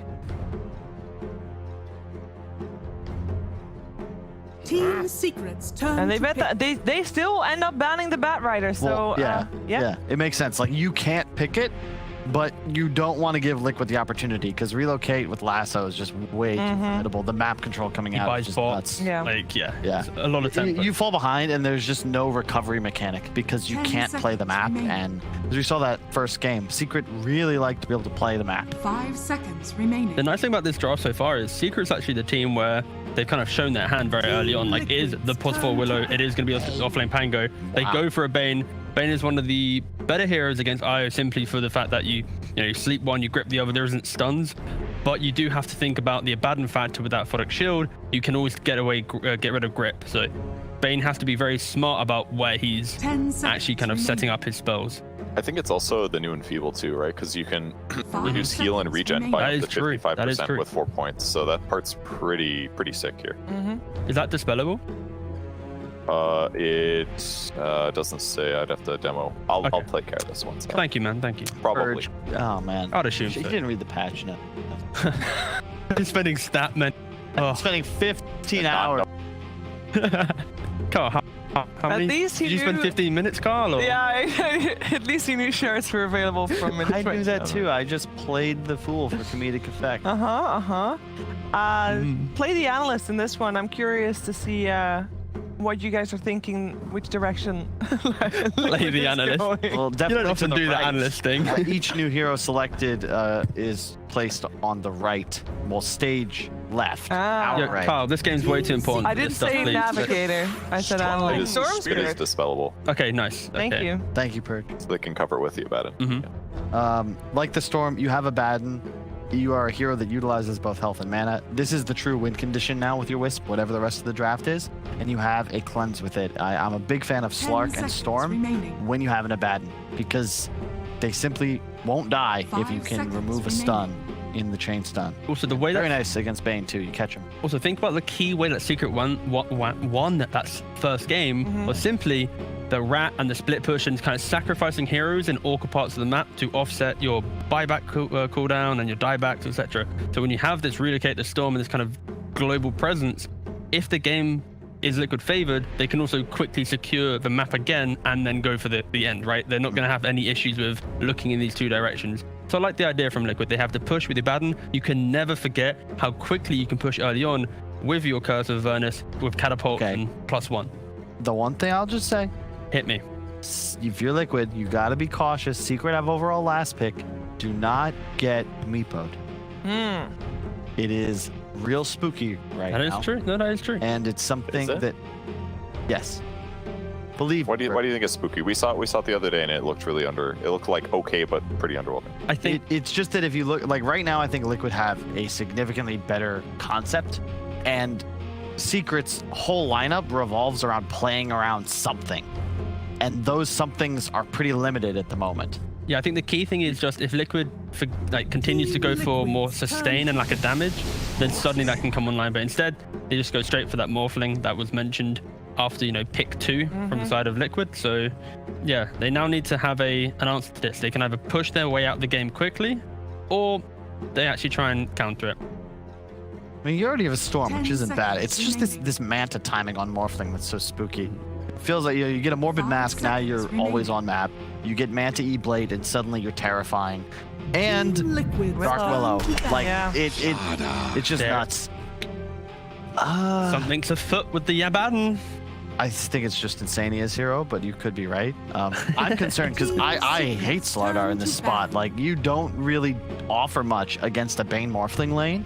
No. The minus armor isn't super effective against a hero that's got like 40 But at level. Liquid's not drafting for what Secret's picking, in my opinion. They're drafting for their own combo, but they'll play out their lanes, they'll secure that first Roshan, they'll have this big 10 power seconds spike remaining. of Storm Aegis plus that kind of grouping of IO +1, and that's what they're 5 utilizing for. seconds So remaining. you could easily pick a counter to Morphling, but I think they're trying to answer it with the fact that they can have earlier timings and offset that potential early E-Blade rush or whatever because you have that Aegis +1 and you can try and end the game. Yeah. Like, that's kind of how I see Liquid drafting. Turn to Like, ban. they will fall into the same trap as that first game where they might play amazingly for 30 minutes, they never actually take tier 3s and end the game, and then Secret will eventually win with some insane comeback. But Liquid are setting themselves up for a very strong laning phase into Roshan, try and win the game at that point. 10 Maybe the second seconds Roshan if they remaining. secure the map well.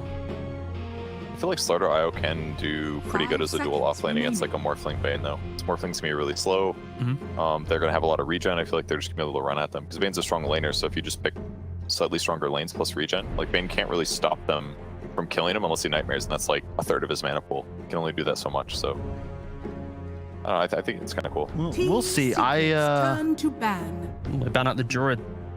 No more rat. Bane is like a really good laner.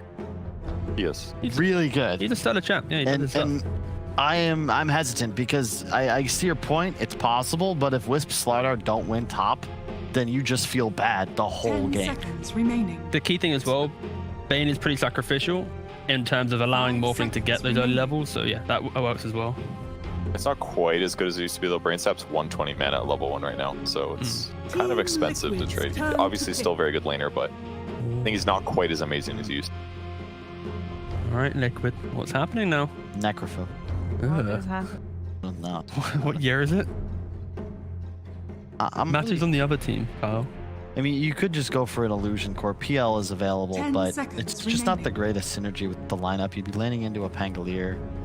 I'm just 5 curious what seconds remaining.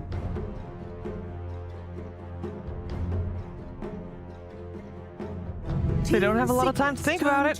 It will be the Oh, something's afoot, Kyle. Right, You're right. Or it's Carry Wisp. Yeah, or care. but like if it's Carry Baden, then like go me. If it's Carry IO, then I'm a bit bored, but it's fine. It's still good. Still good. I think it is a Taiga Rubik.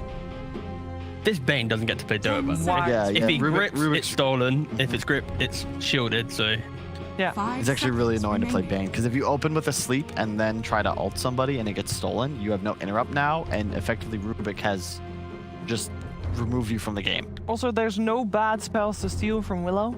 That's true. Great one as well. what's the Matu Skills hit? Enfeeble and uses it on Morphling. Morphling just dies. No shifting. Sorry, bro. Only 45%. Ooh. Luna, one of our least successful heroes. Oh. Oh, I thought it's the +5 Abaddon. I thought it was gonna be a Yaps or a Luna. Carry IO, guys. All right. This is. See, it's tough to really say who's got the better draft because these are so quirky. Yeah, this is not just okay. We'll pick our comfort. This is. I don't even know. I mean, that's why they're playing, right? And we're sitting on the panel guessing what their plan is. I'm gonna ask Purge first. Purge, what do you want to see from this game? How do you hope this game's gonna go? I feel like what's gonna happen is Luna, while she is a little bit of a weak hero, I don't feel like the enemy heroes are that incredible at like dive bursting her. So I feel like her team fight impact from Eclipse will be pretty strong, and Secret's gonna be able to exploit that. So I think that's why they picked it. All right, thank you very much. Of course, this one indeed, Morphling is there too as a carry, so it's not all to Luna. Kyle, thoughts? A lot of emphasis on this mid matchup, Storm versus Morph. Can go either way, but I think whichever player comes out of this at 10 minutes with the lead, win it really, because there's no natural playmaker on the side of Secret. That's the one concern. Like, they have a Bane who's going to run around the map. None of their cores really do anything offensively, but they're going to be really good at defending towers. Yeah, I think they're going to try and use Roshan to bait Liquid, and that's going to be their big tactical play where they'll wait for that moment. They'll use this Luna pick to try and contest Roshan and get that Aegis and steal it away, and that's maybe where they get to play the game. But early on, it's going to be fun to see Liquid kind of execute from lane. I haven't seen them play carry Wisp. I mean, this will be fun. That's what we wanted. This will be fun. All right then. So sit back, relax, watch some great Dota, and let the musical tones of Odie Pixel fall fill your ear. Thank you very much, GVS. Game 2 here's Team Secret up against Team Liquid. Bob, what do you reckon about this? We're seeing the Luna coming out from Secret, a hero that's been a little hit and miss, and a hero that a lot of people haven't really fancied trying, and out in an interesting dynamic as well, a lineup which involves the Luna and the Morphling. Yeah, I think this was a pick to posture and aggro tri-lane. That's at least what my idea was for it. And they're just going to pressure the IO, and then it's Zai in a 1v1, and he's just going to be able to get a decent amount bottom, or he's going to, they're going to force some moves around, because their tri-lane is way stronger. IO Rubik and Abaddon does not sound very nice. It sounds super weak, actually. So I think that's what they're looking for. I could be totally wrong. 30 seconds to battle. But yeah, definitely interesting to see. Also, this Bane pick, really intriguing, especially since it's into the Abaddon. But that Enfeeble, the Kevin pointed out, it's been completely reworked. Really interesting to see how that's going to end up working out versus the IO. And it looks like Liquid in this game, they went for just their bread and butter, right? Just looking at this draft, it's what Liquid has been doing for such a long time. It used to just be the IO Slaughter in the offlane every time with Koikva and the Storm in the mid, but they've been able to flex it a bit this game because they just needed to get a last pick hero with a disable. Otherwise, this Morph would have just won the game pretty much by himself. So I mean, sort of overall, do you sort of feel better about one of the drafts compared to the other? I like Secrets. I think it's got great scaling potential, and if they just don't lose the mid game, I feel like they just win this game as it progresses later on. Morphling has Aghanims with the Willow, and that is just absolutely absurd, as we've seen a lot of times. However, Luna has lost like every game. Luna, I think, is 0-5 in DPC. No, I think it might just be actually, yeah, because we had it earlier. But I believe yesterday, right, picked by one of the CIS teams. Huge fans of it, and hey, it's just not been working out, so I'll be interested to see if Secret can indeed make it work here. And they do this aggressive tri-lane. I was like, this is the only thing that I could see from it. So everybody gets that bonus damage when you're in this aggro tri-lane, and it is Bane and Willow, triple ranged hero versus a very, very weak safe lane and tri-lane from Liquid. So that sounds good. Mid lane, Storm can play around this meth. So I feel like at 3 you have a chance of killing and threatening with your Vortex, but overall Morphling does excellent in this matchup. So in that top tri lane, you expect Secret to be finding kills up here, or is it just purely to just bully away this IO? It can be both. They just have better harassment, better kill threat, and better damage in last hits. It's like an overall just way stronger lane from Secret in every aspect, I feel. They have good sustain, I guess, on the side of Liquid. That's the one thing with the IO and the Abaddon. But Bane also counteracts that because he has his own brain stab. Right now, it's actually completely even in the last hits. But can feel it get pretty scary as that level 2, level 3 kicks in with the Lucent Beams being spammed. Your carry actually contributes something. Just making sure that they keep blocking it, these pull camps, so that they can keep at that experience advantage on the side of Secret for the moment. Yapster, though, now still only level 1. Actually getting ran down by the Spirits. Matu. He's going to come in, block him off so they can't keep chasing Yapster. Now they're going to try and turn. Tiger, he's going to be the first to fall here. As yeah, very close indeed to giving up that first blood, but not quite enough balls to take him down. Boxy's eye has a swashbuckle. It wouldn't quite kill him, but he's waiting for the top to salve and then maybe attempt for it. Oh, and he gets it. Perfectly done there. Boxy's going to feel pretty sad now. Completely out of regen. Just that last little bit of tango ticking him up, and he's going to have to be cautious down here in that 1v1. Could die. If there's a... Okay, he actually doesn't get lucky shot one more time. Has the bash. But that's concerning. Boxy gonna have trouble last hitting down here for a couple moments until his courier does come back. And Zai's going immediately for a bottle rush in this 1v1.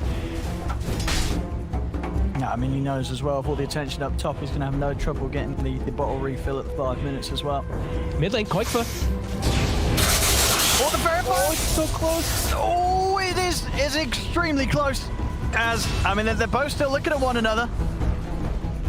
Zai gets the kill bottom in the meantime. Be sure to follow. Nisha went for a big... Nisha missed like 2 or 3 last hits there that actually hurts him quite a bit now to go for that. So Koikva probably a little bit happy that he's able to walk away with it. His bottle's going to be empty. Nisha's is going to be full. So those have to be a little cautious, and we'll need that next rune. But yeah, huge win bottom. Zai with some clutch plays, just playing around the south. Has the bottle. Lane should continue to get easier for him as top also gets easier for the side. Oh, he gets Nisha underneath the tower for a couple of hits here. One more remnant. Is he gonna do it?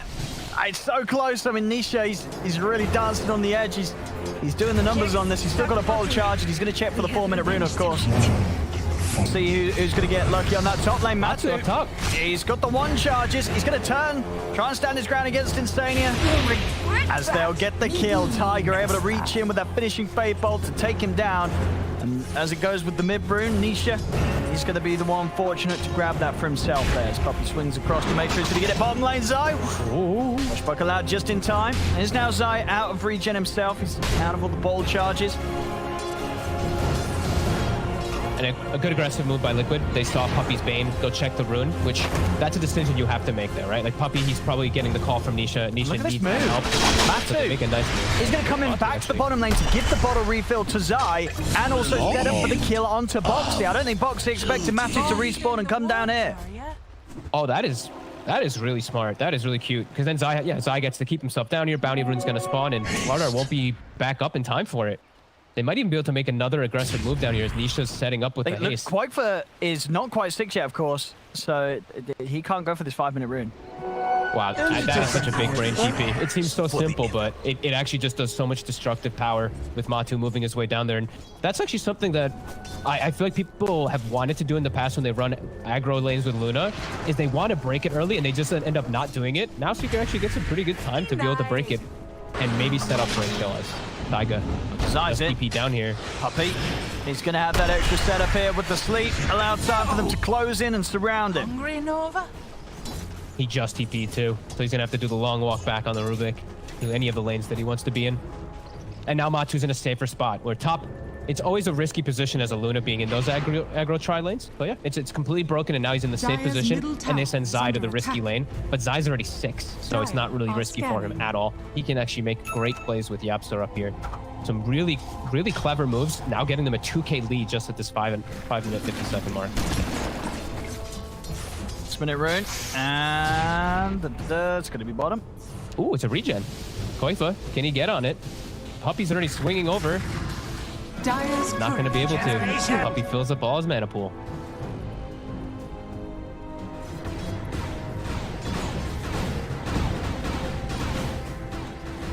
See, Mickey did lose his curry there. Yaps up, nobody around and get out there. Zai. Bottom. Asleep. See if they've got enough bashes here. Boxy trying to get the next round of them out, but be a little too speedy with the boots. He's away. Matu. Tigers thinking we got the lift. They got the bash too for bottom and the rotation from Insania, but yeah, they can't actually make too many aggressive moves. Whenever you have a Batten, it feels a little bit harder for you to make that aggressive play happen. He's playing aggressive onto Quakefa. Quakefa's still got mana to play with that. As soon as the Vortex is used, though, Nisha feels that there's very little threat. Can zip in aggressively like this. Trade hits with Quakefa. They've abandoned the top lane though. Mika is just working on stacks in the meantime since it's just more efficient for him. He's got his Dominator finished, but that's going to give Zai a lot of freedom right now to pick and choose what he really wants to do and what he wants to go for. Boxy.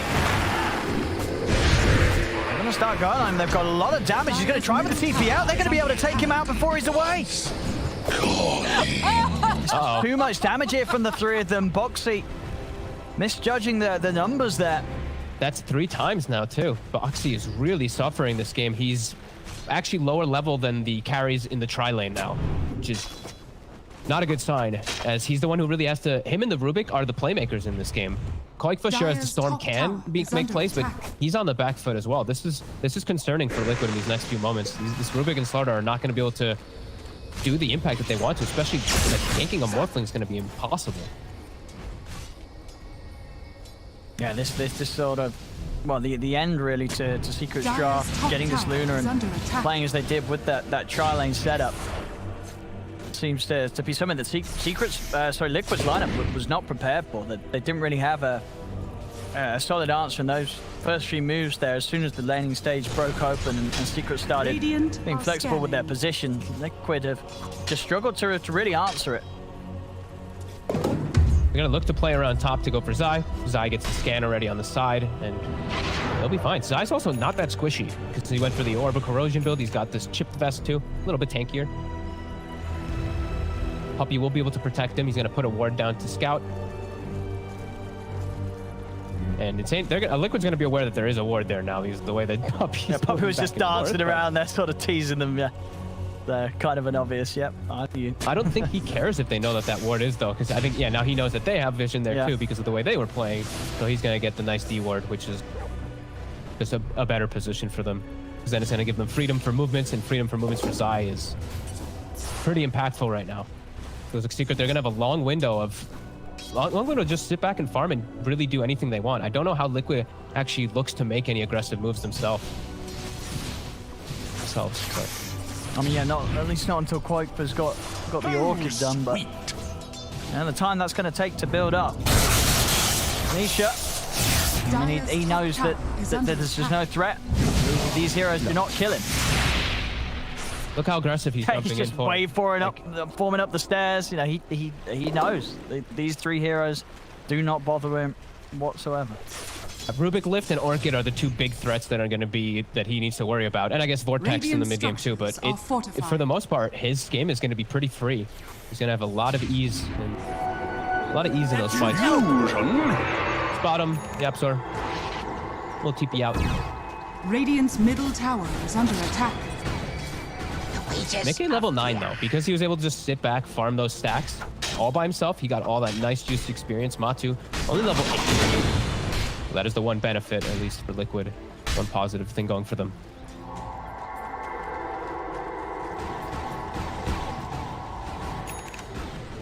Two having to be a little careful here behind the tower. +1 ever comes in. They could dive for this, but same tone. And Mickey's he's not got that +1 at the moment. He is on his own. He'll start running towards Yapzor. And Bramble only catching him the once though. Mickey's still very speedy here. And he's also able to save his creep as they won't quite lose that. Up top, Zai. He's found himself a kill by looks of onto Insania. As he runs him down. Was near. Insania, he can't juke his way out of this. Zai tries to get the thunder off, but they have ways to stop it. Vortex and Crush, they're able to stop him from being able to channel it successfully. So, losing a support, but they bait Zai in, and Quake's able to get a nice kill over towards mid. Nisha and Puppy diving in on towards Tiger. He's fully morphed up though on Tiger. Quite tanky. Might actually go for the kill. He's gonna full strength morph down, stick up so he can stay on the map. Nice play by Tiger. Secret persisting forward here. They've got their Eclipse with level 3 Lucent Beam too, so their fight's pretty strong. Liquid really wanting to hang on to this tower, while they also have Mickey just farming and pushing up bottom. About halfway there on Radiant's the axe. bottom tower is under attack. Still going to be very good timing here for the carrier.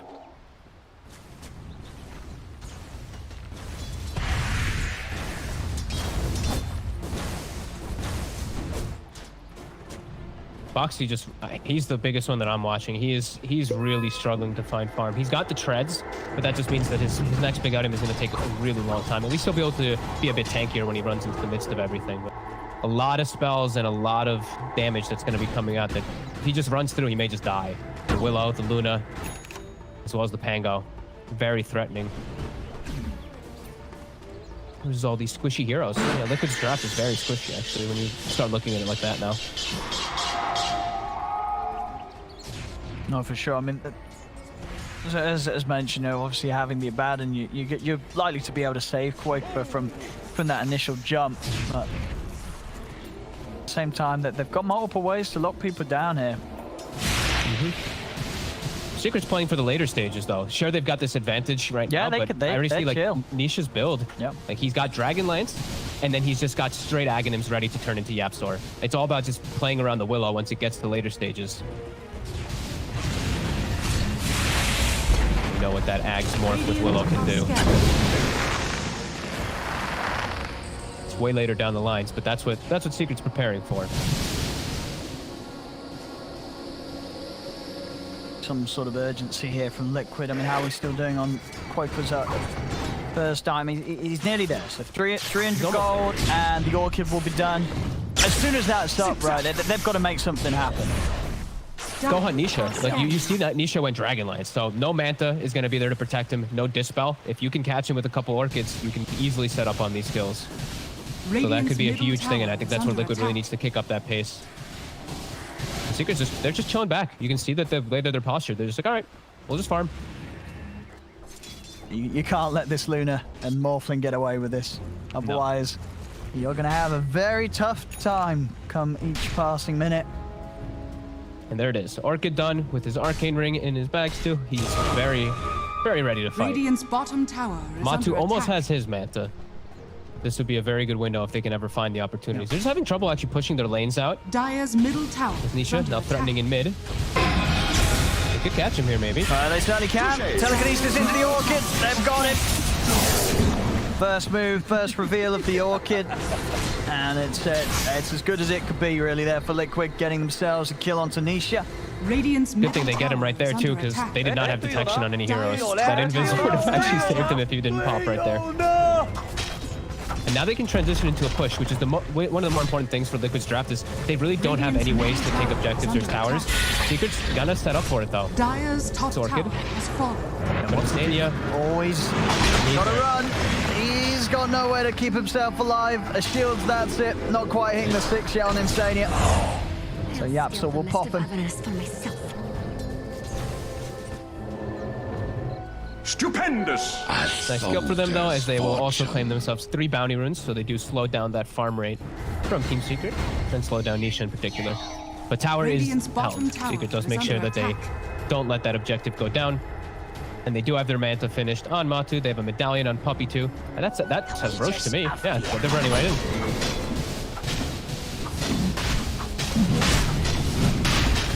They can expect this at all. I mean, it is so quick here with the Lunar Aura. Even just a few points and they're up 15 minutes in. This Roche doesn't stand a chance. It's that every little bit adding up between the Lunar and the Morph. That was before Medallion even. Puppey didn't even have the Medallion up. Before Medallion, that quick. Only 2 points in the passive at this stage. You know, that's a good read from Secret, realizing how quickly they can do it. The power of this punches of the Morph and the Lunar at this stage. And now, although Nisha doesn't have Manta, he has an Aegis to protect himself at least the once from when you do jump on him. So they get more time and more space to just sit back and farm, which is what they want to do on Secret.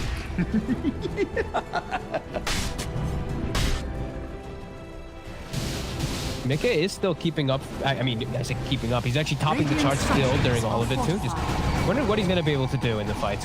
He's very tanky, he's very strong. Radiant's bottom tower He'll be able to deal is decent under damage. attack. But do they have the control to deal with this Morphling is the big question. Radiant's bottom tower has fallen.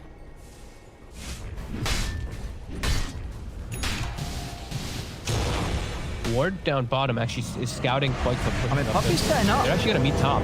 Puppey's opening up straight away with the Fiend's Grip onto Boxy, but now Quake was in with the counterplay. Straight in onto Puppey as they take down the Bane, and now Liquid's going to try and chase for more. Nisha.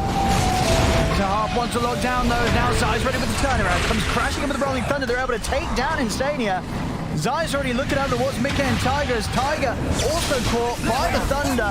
Into control here. After Mika, Matu's got the Eclipse ready to go. What for Sip? Did he slip straight into the fear? As Yapsor sends him back as soon as he's in. As he's left unable to ball lightning back out of there due to that fear from Yapsor. Quite it just goes straight into his death there. And they can't even get themselves a single kill. Literally nobody dies. They can't even pop the Aegis. Bottom tower is under attack. It's so crazy that Nisha, when you turn into Rubik, you get the spell too. So he actually had an extra Lucent Beam. So they had like these crazy Lucent Beams inside of the fight because of that. And now getting closer to that Ags, a big win for Secret setting up around that fight. Poor Koifa.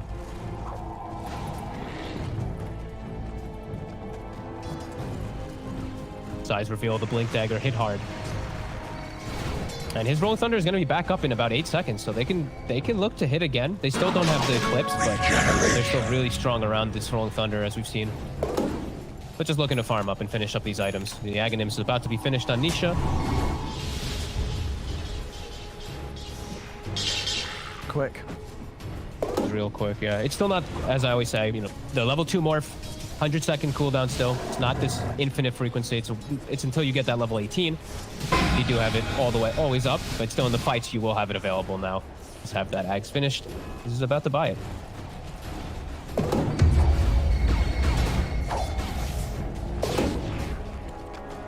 It's this constant lead that Secret's holding on to. Is Mickey really going to have a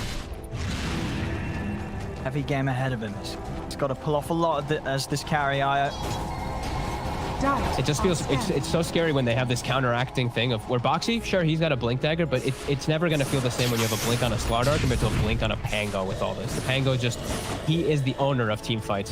Boxy's more about setting up and getting these individual pickoffs in the back, killing squishy supports. Pango does everything, it does feel like.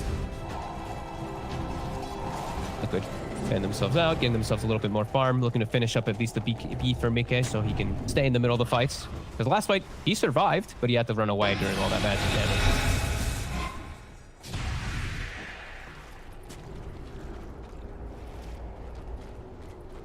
Start pushing in again, Secret. Dire's top tower is under attack. Radiant's Yep, bottom Aegis still for a minute. is under attack. Nisha's still very confidently standing forward.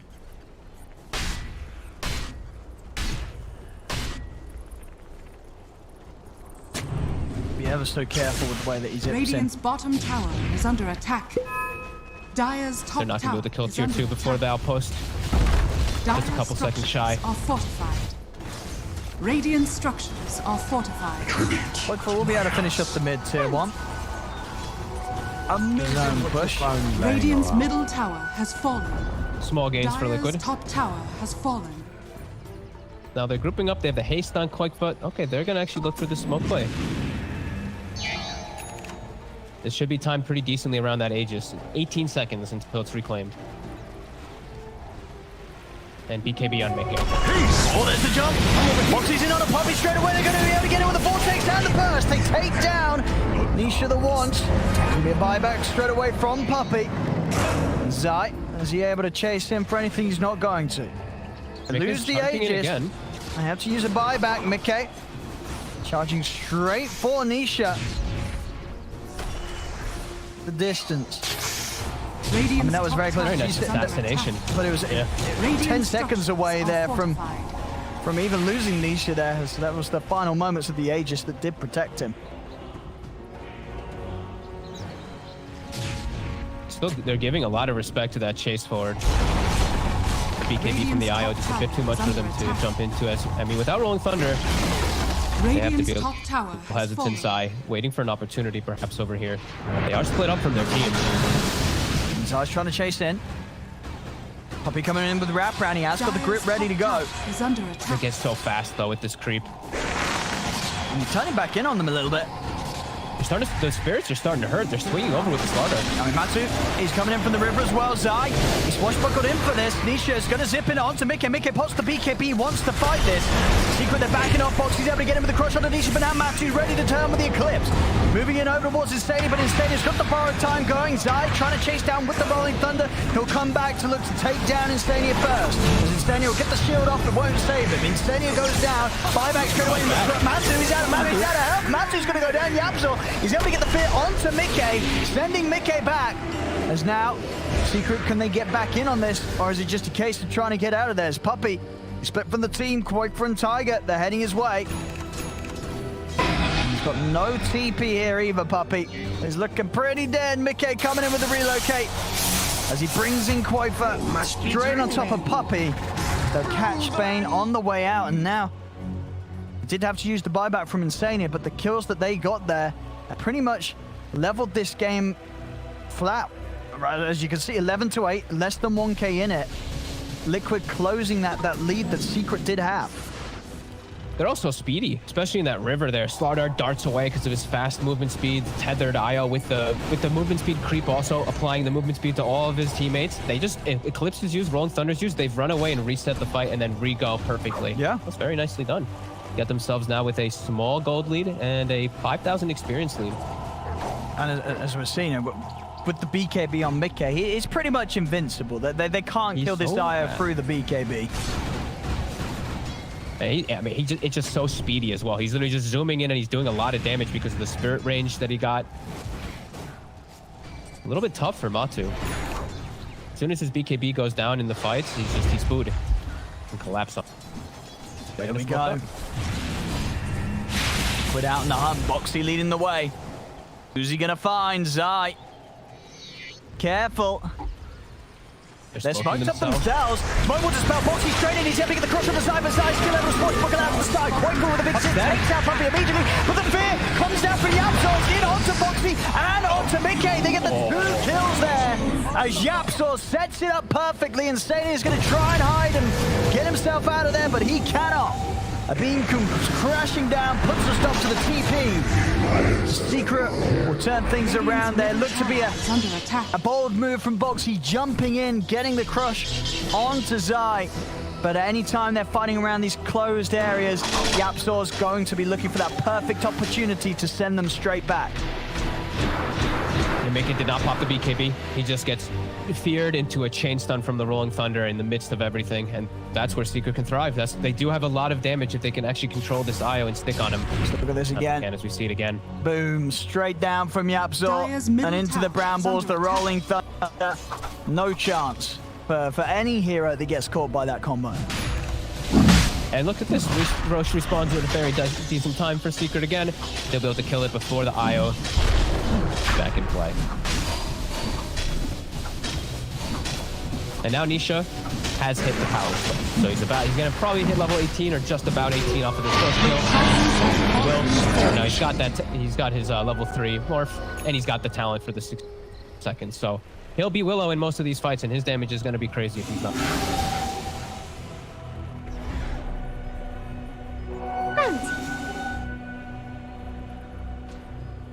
3K leader for Secret. Yeah, not only the Ags Nisha, but also the original with the Ags Willow. Got it good to go. Oh, he's got it done as well, yeah. He's got it done.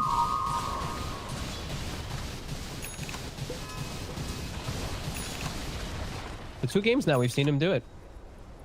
Just rushing that Ags. This game. I mean, it worked last time. The last game, it felt like he could go anything. But well, yeah, it was a pretty rough game, wasn't it? Yeah. For whoever. Who was it against Secret in that game? It was against NIGMA. I think it was NIGMA, wasn't it? Yeah. Foxy, he spotted. They actually found him in the tree line. Into the black seas of infinity. All right, well, Boxy down, Secret. Radiant's bottom tower. Regeneration. They want to push on for now. Liquid trying to do their best to cut some of these waves. Quite but at the top. Where's the party? I think they can start to poke. They can start to threaten a little bit and force some reaction back at the very least. Nisha with this long range attack. Same thing with YapzOr. The Willow sisters. He's not quite got the BKB yet on Quaker. How close is he? Not quite there. Ideally for Liquid, they're not going to want to get stuck in until he has that done. There's too many things to really sort of trip him up after he's initiated. He's trying to come straight into the fight. So like Eclipse into Pango and you don't have BKB on your part, the fights are just very difficult. He might have to pop his BKB and he has to. The damage, as you started to see there, coming in from Nisha from the Shadow Realm. Dire's middle tower is under attack. Yeah. Double Realm just beating him. Huge punches from Nisha. I mean, if Secret can sort of continue to just keep poking these BKB charges out of Mickey, it's going to really weaken his potential in these team fights. Yeah, they're all committing for spell damage.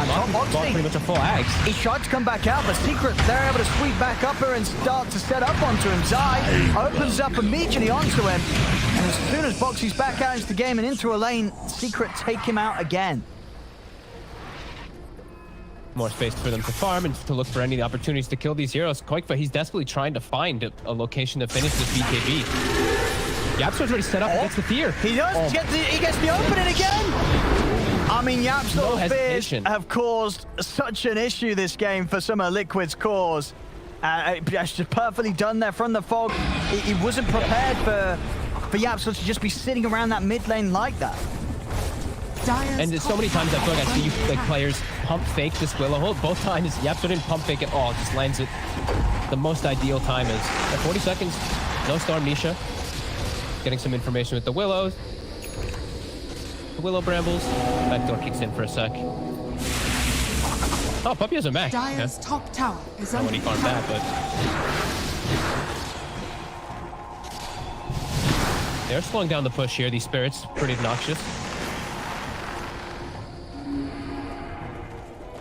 And we'll buy time for Koikva to spawn, but still a little time till he has BKB and Boxy are very far ways away. So his team fight, the team fights overall for Liquid just are looking incredibly hard. They're just into way more natural team fight from the side of Secret, and they just need these BKBs to deal with it. But even then, feels like they're lacking quite a bit. Everything is really kicking together for Secret. And it just feels that for Liquid that there's so much that they've got to jump, and it feels like they don't have enough jump. You know what I mean? Sure, Boxy, Quakefer, they have ways to get in, but you got to have someone dealing with this morph. You got to have someone getting onto these supports. But Puppy and Yapso being a huge nuisance. Yapso in particular. If you don't get someone on top of this Dark Willow, Yapso will dictate when the fight comes to an end. Yeah, absolutely. It feels like Taiga, honestly. It feels like he has to steal like Rolling Thunder or Eclipse or the Fear from the Willow. They need some type of team fighting ability for their team because it just feels just way too hard. They don't have team fights. You're right. They have none. Liquid don't have a single bit of team fight. And all Secrets, like we said, everything has come together for them. Aghanim's also on the Luna. As the hardest finished on Mickey, he's a lot tankier. But I'm still feeling like they're gonna lack some damage, lack a lot of different things inside of these full-out engagements. Yeah, eyes on Taiga, really. It's gonna be him. The only way that they can win any of these fights, unless it's a big mistake from Secret.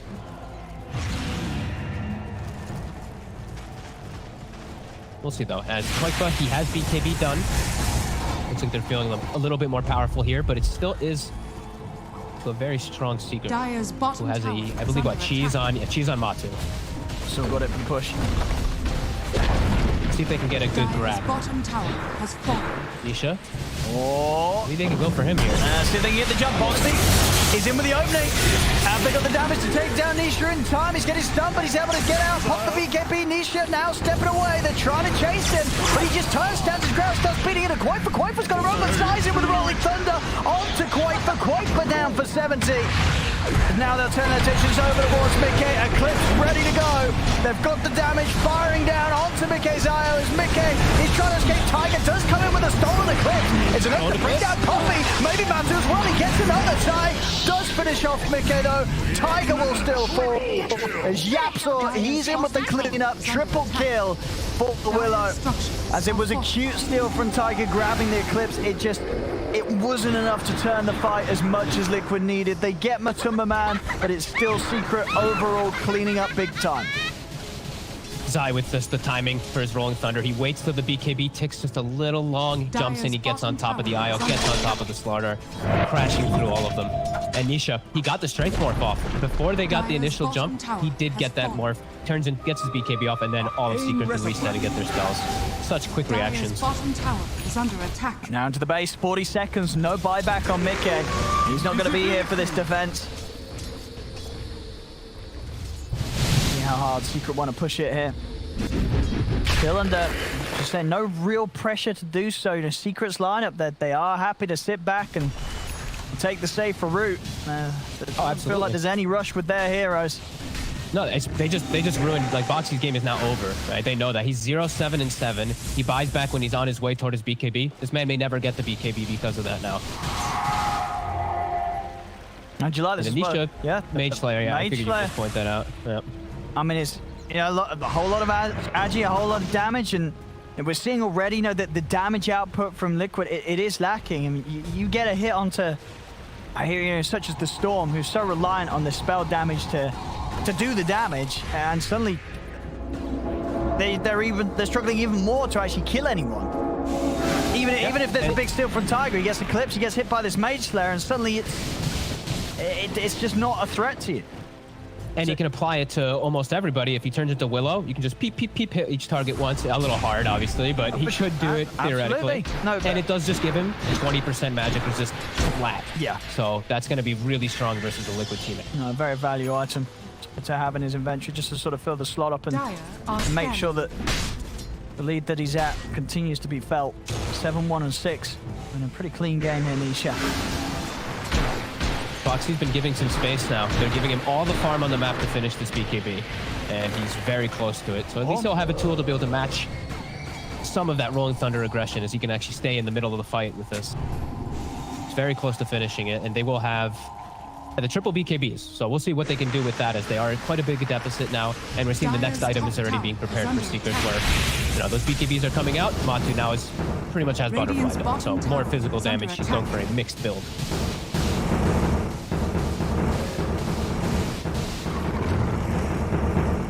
and Zai's having fun. Nice.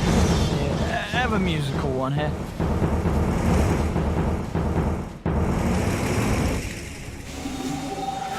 Nisha has BD in the bottle. Oh, hang on, Insania. Are they gonna able to do anything to bail him out? Oh, looks like Secret don't want to chase him down Insania right now. They don't have the greatest of vision over there. And the butterfly gets delivered to Matu. Looks like they're going to back up and look for a smoke play. As the bounty runes are coming out in about 10 seconds. Liquid also smoking. Scanning. See if they can get the jump. It's going to be a tough clash for Liquid. It's hard for Liquid, yeah. Each time we've seen, you know, they're able to make the jump, but not always able to take down the hero before Secret Courier back. Zai sends his courier to scout.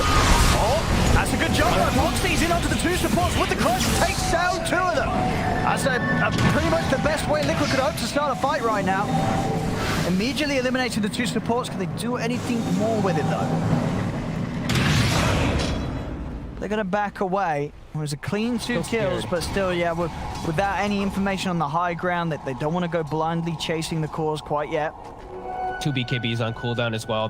These are the 3 risky ones where you don't have your BKBs up that you will just die. You actually have to back away. And he's actually just dead. Nisha is going to. You know, if your BKB's on cooldown, you're dead. You are dead to this morph. So you get for taking his outpost. Matu setting up for Quick, but he has the Eclipse. Doesn't get the initial loose. I mean, that was a little ambitious there from Matthew. I don't know if his hope and sort of the Quake for Zaki was broken or something. Maybe he thought he was 25 and he had the Lucent Beam mini stun, the Eclipse mini stun. You know, he was just sending a message. Yeah, we'll go with that. Hey, make Quake for zip back the base. You know, he's got to refuel. It's making space. Look at this.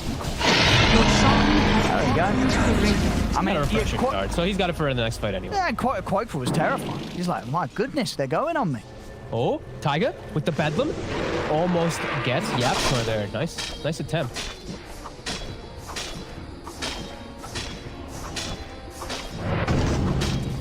Now into Aegis, into Cheese, into Refresher Shard. Another hard fight for them. But if they can find the supports again like that, they can at least put themselves on a decent spot for the fight. Just walking in. I think you better run if you're Liquid. There's a very terrifying Morphling. So we do also have Mickey hitting 25. So he has the talent. The attack tethered allies target. No crazy hero though to go with, right? No, but I actually want to see Koikfa pick up his Ag Shard. I want to see the Electric Rave with the attack tethered allies and just see these crazy Overlord charges. That's true. Stuff like that. That's going to be extra. I think it has some small potential. It's usually you want to wait for your 25 on the Storm to be able to go for that, but I feel like they just need anything they can get, so maybe it's an option for just to enable Mickey a bit. Koikfa. Can't do anything. Can't. Zai? Zai knows. Wait, how does he know? Did they catch a glimpse of him through the trees? Did he could smell him? How did he know? Did the remnant expiring reveal something to them? It must have been right. That was. I mean, I know Zai's a pretty good gamer, but he just knew. I mean, they must have caught something there to go in straight away like Zai did there. That was. I mean, quite for weren't expecting that at all. I think. Haste. They must have caught. I mean, they had. Oh, I don't know. Maybe the sort of the expiration of the remnant. That's what I was caused like a bit of a. That's the only thing that I can think. Because other than that, no, yeah, he was hidden behind the trees. Yeah. And in the game, they find Taiga now split pushing. 2 heroes dead. Some really crazy map awareness this game from both sides. The last game in particular from Liquid with the Wolf scouting and just their overall map control, but that one. All right, Zai. Jesus. Koikfa was very much caught by surprise by that. As they're going in. They're going to have the Eclipse drop down. Forces out Insania's borrowed time, forces them back. As they start beating into the tower, they'll get the fortification out of Liquid.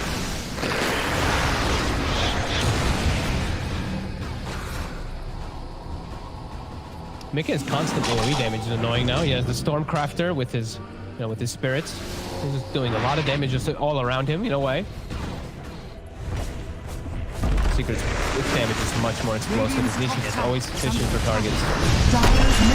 Jump. I remember the big zip. They try and go for Nisha, but follow there to Boxy's poke as they're going to sit back and let this Rax go.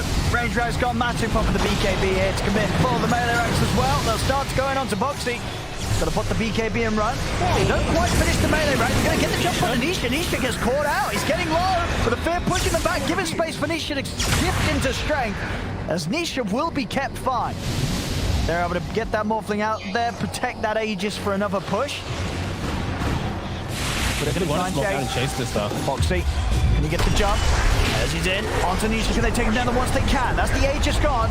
Clip's coming down, but these two rather tanky. They're able to wear it out, get off to the side. Matu moving in the ramp with that second BKB as Mickey wants the BKB himself. The Stolen Fear pushing back side, but Matu and Nisha, they're still in on the front lines. Beating into Mickey and Boxy as Liquid, they've got to split. They've got to get out of there. Tiger will get left behind. Rest of Liquid able to get to a safe distance. I said that Boxy, he wants to go back in. He jumps straight in again onto Nisha, but again, Nisha's got too much strength for them to burst through. Quaifa's in, but Quaifa's out of mana. He's dead. He's out for 80 seconds. He has got a buyback. But again, Liquid making the call there to try and jump back in and burst through Nisha a second time, but not nearly enough damage to bring down that morph before reaction came into play.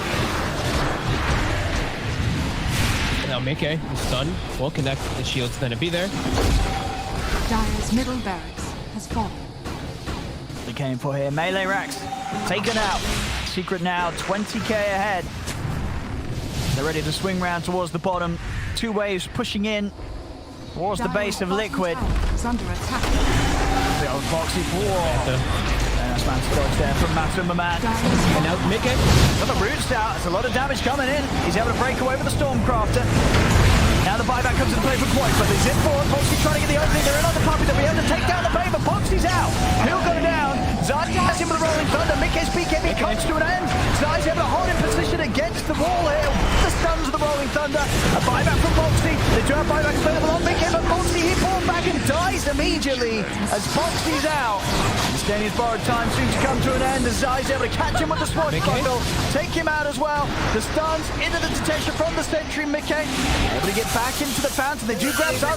They're pulling him in with the Vortex. Zai's going to get pulled into the fountain. As Zai will die here. Liquid able to find something. They lost the two sets of Rax, and the rest of Secret are able to get out unharmed. Look at the gold injection for Secret. Everyone has another item plus and another on top. 6,000, 7,000. Everyone absolutely rich. And these fights, yeah, they're so hard. Boxy, as soon as those BKBs are down, they just all immediately start dying to all this AoE control, brambles all over the place, Nisha's damage going crazy, and Matu as well. They really have this no team fight, and you're just seeing it glaring every single time that Secret does look to just jump in and battle them. They have these little bits of poke damage and little bits of single target damage if they can catch one hero out in front, but there's no overall AoE damage. Secret just has way more of it and just way more farm now. This Morphling is an absolute beast. This Mage Slayer build actually working pretty nice. Just the magic resistance a couple of times now. Really seeing the impact of it. So tanky as well. Now adding on top of that this Satanic that he's got completed. Yep. Daedalus on Matu. Also Matu, yeah, they're just leveler. So many items. At least for Liquid, but I say that they don't really have the best hero to use of that attack speed. What we're seeing from Mickey, he's dreaming at the rapier. Okay.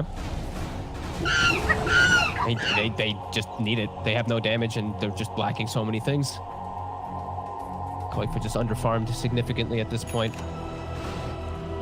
Reports. Now Secret can do like kind of anything they want. A 30,000 gold lead, full map control, Roshan 30 seconds. And they have actually just a sentry in the base. I thought it was an ops ward for a second. But they're just going to smoke right down to mid with all these new fresh, juicy items. Radiant are scanning. And Liquid's coming out of the base. Liquid, they're going to get the jump here onto Matuma. They open up with the crush. Have they got enough to chain lock him down, though? It doesn't look like they do, as Matu's able to pop the BKB. The fear will go down onto Mickey, but no, they're able to keep it safe. The sleep actually allows him to pop the BKB as Mickey's trying to stand his ground. Quoifer's up on the cliff. Mickey's just taking too much damage here from Matu and Nisha as Mickey's down for good, out of the game for 2 minutes. They'll get Tiger as well here. As Secret, they just pick them apart one by one. 3 dead on Liquid. It's game over. GG is called as Secret will take this game too. As this time round, it really did look ever so hard for Liquid really to come back into this one. Secret, they go with this Luna Morph. The lane setup starts perfectly, and they were just never able to get the ball rolling on Liquid's lineup. Their playmaking heroes just suffered too much at the start. Yeah, this was a decent attempt from Liquid with going for their comfortable heroes, but Secret overall, this draft just ends up working. This Morphling, Nisha, and